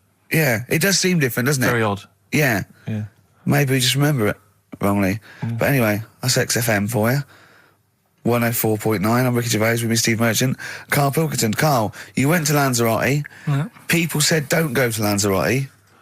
They told you it was Lanzarote. They told you, were they right or You wrong? were right, yeah. Really? Yeah, it's a bit ropey, yeah. Is it why? Just, not Out there. If it wasn't for the volcano they had, they'd been knackered.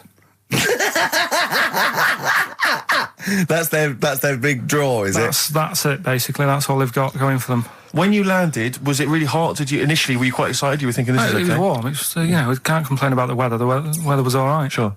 You know what I mean? That's what I went for. But it'd be nice if there just was something else. Yeah. What did you do all day then? Did you read your ritual book? No, I didn't read that. I read that book. Do you know the book that I bought? And all the chapters were messed up.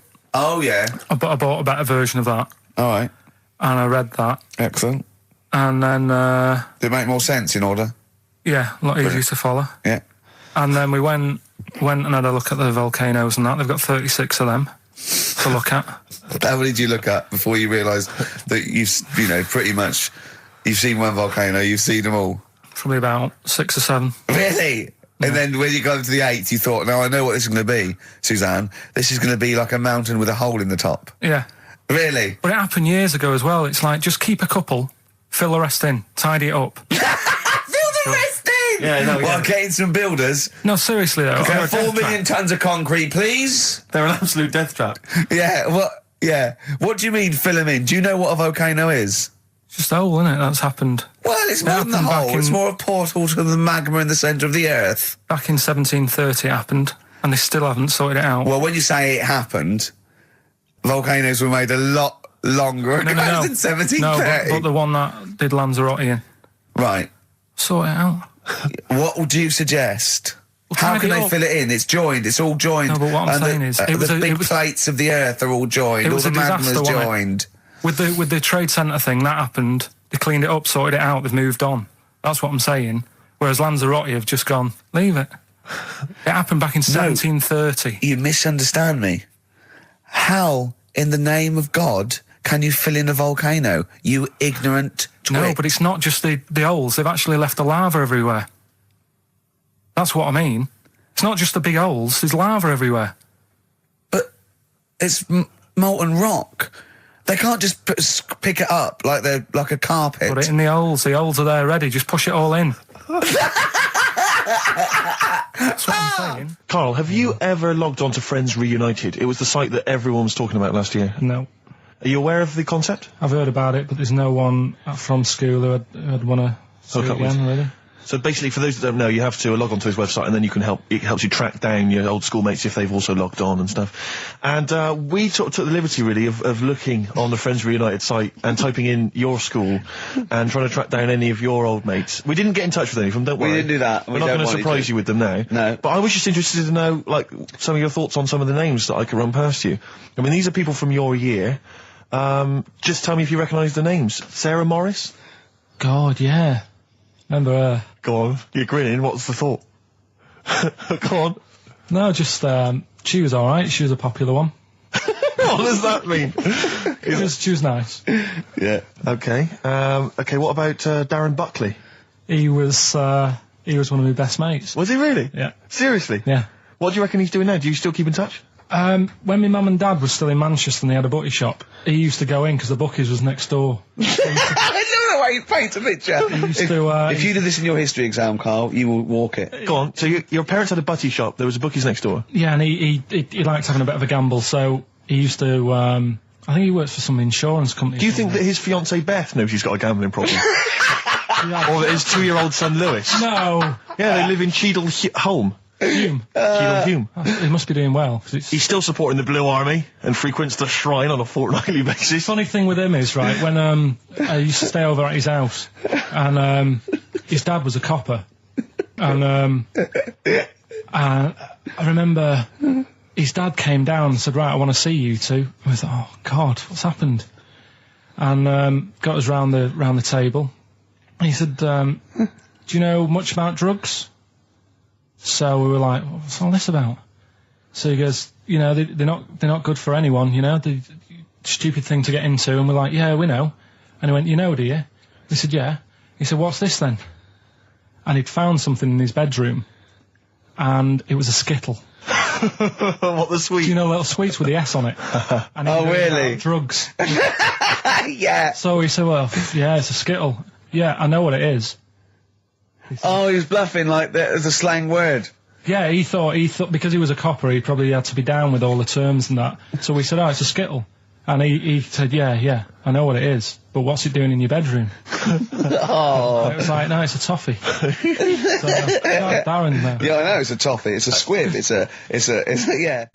Embrace, glorious day on XFM 104.9. Rick, there may be listeners tuning in thinking they've got something better to do, for instance, switching off the radio and just staring blankly at the wall for the next half an hour. But no, because what they're going to miss is our grand finale to this, which is, of course... sponsored by Lindauer's, the sparkling wine solution to a hot summer's day. Yeah. That we're going to be firing a cork. Did you just make that up? Yeah. Pretty good. Please, yeah. Good. They're going to be firing a cork at Karl's head just for the sound. I just think it's sound... Huh? It's not happening. Yes, it is. You said... No, we've said it is now.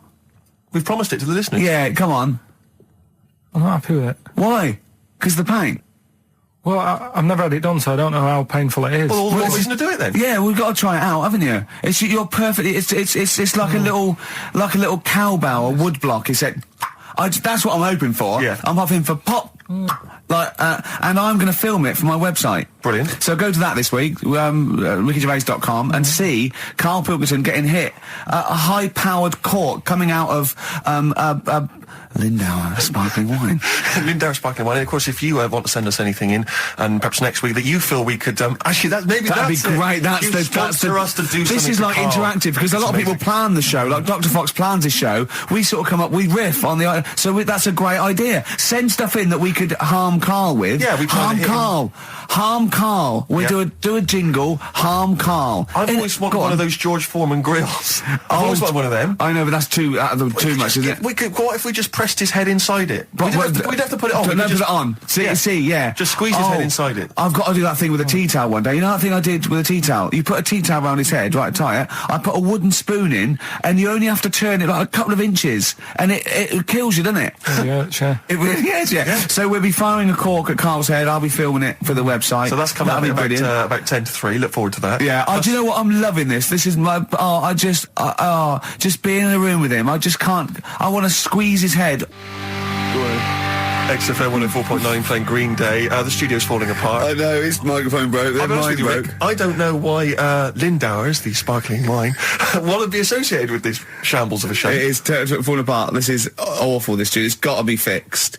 Right now, Karl, come on here. It's the time where I'm going to let a cork off. Do you want to film this, Steve? Yeah, that'll be available on the website next week, rickygervais.com. So see Karl getting hit. One bloke suggested we leave the metal cap on because it's get a better pitch, but we take the straight. It's dead out. Let's get the camera ready. Get the camera ready.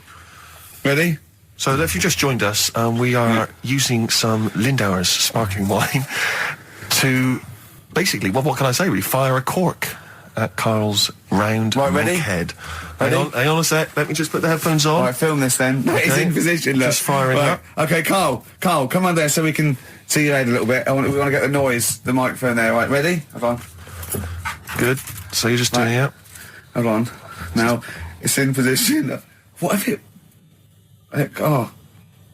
Ready? Yeah. Oh God! Oh no!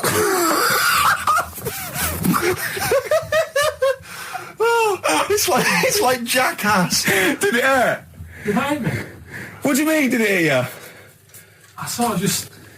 It went off course, did it? Just glanced, did it? Right, Lindauer, you're going to send us 8 more bottles, please. Yeah, so we're going to get this right. Yeah.